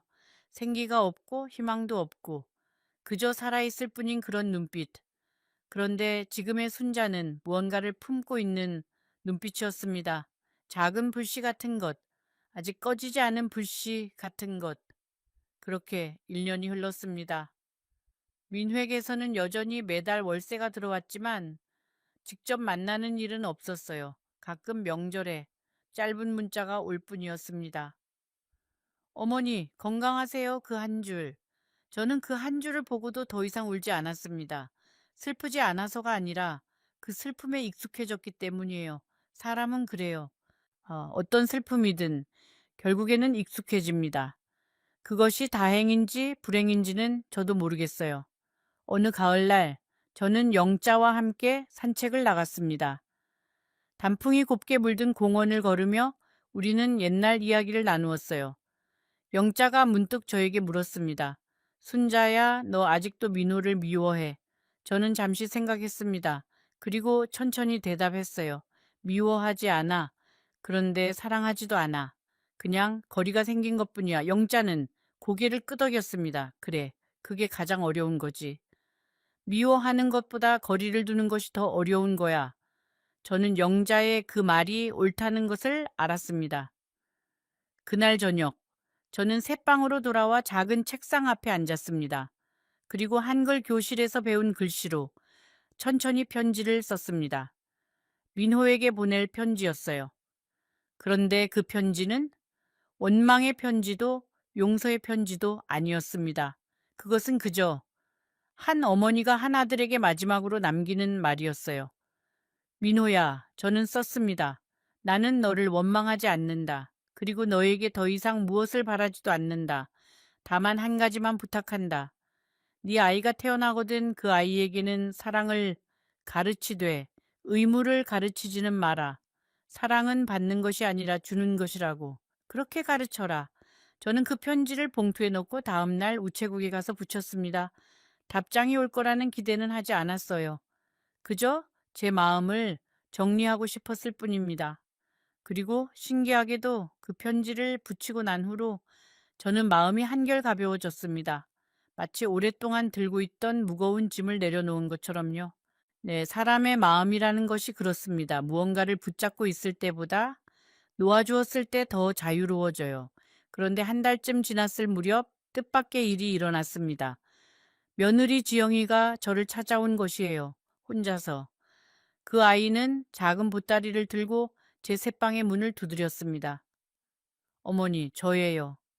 저는 문을 열었고 지영이의 얼굴을 보는 순간 저는 알았습니다. 그 아이의 얼굴에는 제가 마지막으로 보았을 때와는 전혀 다른 표정이 있었어요. 그것은 무언가에 부서진 사람의 얼굴이었습니다. 지영이는 제 작은 방에 들어와 한참을 말없이 앉아 있었습니다. 그리고 천천히 입을 열었어요. 어머니 민호 씨가 저를 떠났어요. 다른 여자가 생겼어요. 그리고 그 집도 그 돈도 모두 다른 사람의 명의로 옮겨 놓았더라고요. 저도 빈손이에요, 어머니. 저는 그 말을 듣고도 이상하게 놀라지 않았습니다. 어쩌면 저는 이미 알고 있었는지도 모릅니다. 한 번 등을 돌린 사람은 또다시 등을 돌릴 수 있다는 것을. 지영이는 흐느끼기 시작했습니다. 어머니 죄송해요. 정말 죄송해요. 그때 어머니께 그렇게 말씀드린 거 정말 잘못했어요. 저도 어머니께 그런 일이 일어날 줄 몰랐어요. 아니, 사실은 알고 있었으면서도 모른 척 했어요. 그래서 지금 제가 이렇게 벌을 받는 것 같아요. 저는 지영이의 어깨를 가만히 토닥였습니다. 그 아이를 미워할 수도, 그렇다고 받아들일 수도 없었어요. 그저 그 자리에 함께 있어주는 것밖에는 할 수 있는 일이 없었습니다. 여러분, 인생이라는 것은 참 묘합니다. 우리가 가장 사랑한 사람이 우리를 가장 아프게 하기도 하고, 우리가 가장 미워했던 사람이 어느 날 우리 앞에서 무너지기도 합니다. 그리고 우리는 그 모든 것을 보면서 결국 무엇을 깨닫게 될까요? 잠시 후 저는 그날 지영이와 어떤 이야기를 나누었는지, 그리고 그 이후 제 삶이 어떻게 흘러갔는지 마지막으로 말씀드리겠습니다. 저는 지영이에게 따뜻한 한차 한 잔을 내어주었습니다. 작은 새방에 있는 가장 좋은 찻잔에 가장 좋은 차를 우려서요. 지영이는 그 차를 한 모금 마시고는 다시 흐느꼈습니다. 어머니, 어떻게 어머니는 그렇게 차분하실 수 있어요? 어떻게 저를 미워하지 않으세요? 저는 잠시 생각하고 천천히 대답했어요. 미워한다고 해서 달라지는 것이 없거든. 미움이라는 것은 결국 자기 자신을 갉아먹는 거란다. 지영이는 그 말을 듣고 한참을 말없이 저를 바라보았습니다. 그날 밤 지영이는 제 새방에서 잤습니다. 저는 작은 이불을 그 아이에게 내어주고 저는 의자에 앉아 밤을 지새웠어요. 잠든 지영이의 얼굴을 바라보면서 저는 묘한 감정에 사로잡혔습니다. 한때 저의 며느리였던 사람, 한때 저를 외면했던 사람, 그리고 지금은 저처럼 모든 것을 잃은 사람. 우리 두 사람은 이상한 방식으로 다시 연결되어 있었어요. 그것이 어쩌면 인생이 우리에게 주는 마지막 선물 같은 것일지도 모르겠습니다. 다음 날 아침, 지영이는 떠났습니다. 떠나기 전에 그 아이는 제 손을 잡고 말했어요. 어머니, 제가 다시 자리를 잡으면 꼭 어머니를 찾아뵐게요. 저는 고개를 끄덕였지만 마음속으로는 알고 있었습니다. 어쩌면은 이것이 마지막일지도 모른다는 것을. 사람의 인연이라는 것은 그렇습니다. 한 번 어긋난 것은 다시 맞추기가 참 어려워요. 저는 그 아이가 떠나는 뒷모습을 보면서 조용히 손을 흔들었습니다. 그 이후로 저는 제 삶을 살았습니다. 한글 교실에 계속 다니고 노인정에서 친구들과 어울리고 작은 텃밭에서 채소를 가꾸면서요. 민획에서 오는 월세는 제가 손대지 않고 따로 모아 두었습니다. 그 돈은 제가 죽은 후에 어려운 아이들을 위한 곳에 기부할 생각이에요. 왜냐하면 그 돈은 원래 제 것이 아니었기 때문입니다. 그 돈은 제가 엄이라는 이름으로 누군가를 사랑한 흔적이었을 뿐이지요. 그리고 그 사랑은 다른 형태로 누군가에게 전해져야 한다라고 생각합니다. 여러분, 저는 오늘 여러분께 이 이야기를 들려드리면서 한 가지를 다시 생각하게 되었습니다. 사랑한다는 것은 무엇일까요? 자식에게 모든 것을 내어주는 것이 사랑일까요? 아니면 자식이 스스로 일어설 수 있도록 한 발 물러서는 것이 사랑일까요? 저는 평생 동안 전자라고 믿었습니다. 그런데 이제는 어쩌면 이 후자가 더 큰 사랑일지도 모른다는 생각이 들어요. 왜냐하면 진짜 사랑은 받는 사람을 약하게 만들지 않고 강하게 만드는 것이기 때문입니다. 저는 지금도 가끔 민호를 떠올립니다. 그 아이가 어디에 있는지 언제 어떻게 살고 있는지 저는 모릅니다. 아마 영원히 모를지도 모르겠어요. 하지만 저는 그 아이를 위해 매일 기도합니다. 그 아이가 자신의 인생에서 진짜 사랑이 무엇인지 깨닫게 되기를, 그리고 그 깨달음이 너무 늦지 않게 오기를. 네, 엄이라는 사람은 그래요. 자식이 자신을 버려도 자식을 위해 기도하는 것을 멈추지 못합니다. 그것이 어미의 운명인지도 모르겠어요. 여러분, 만약 지금 여러분이 자식에게 모든 것을 내어주려고 망설이고 계신다면 저는 한 가지만 말씀드리고 싶습니다. 사랑한다고 해서 모든 것을 다 줄 필요는 없어요. 그리고 모든 것을 다 준다고 해서 그것이 반드시 사랑은 아닙니다. 사랑은 균형이에요. 주는 것과 지키는 것 사이의 균형. 그 균형을 잃으면 사랑은 짐이 되고 짐은 결국 원망이 됩니다. 저는 그 진리를 너무나 비싼 값을 치르고 알게 되었습니다. 저는 이제 73입니다. 앞으로 제가 얼마나 더 살지 저는 모릅니다. 하지만 저는 지금 이 순간 행복합니다. 화려한 집은 없지만 따뜻한 방이 있어요. 큰 가족은 없지만 좋은 친구들이 있어요. 그리고 무엇보다도 저는 이제 제 자신을 사랑할 줄 알게 되었습니다. 어미로서의 저가 아니라 한 사람으로서의 저를. 그것이 제가 잃어버린 모든 것의 대가로 얻은 가장 큰 선물이에요.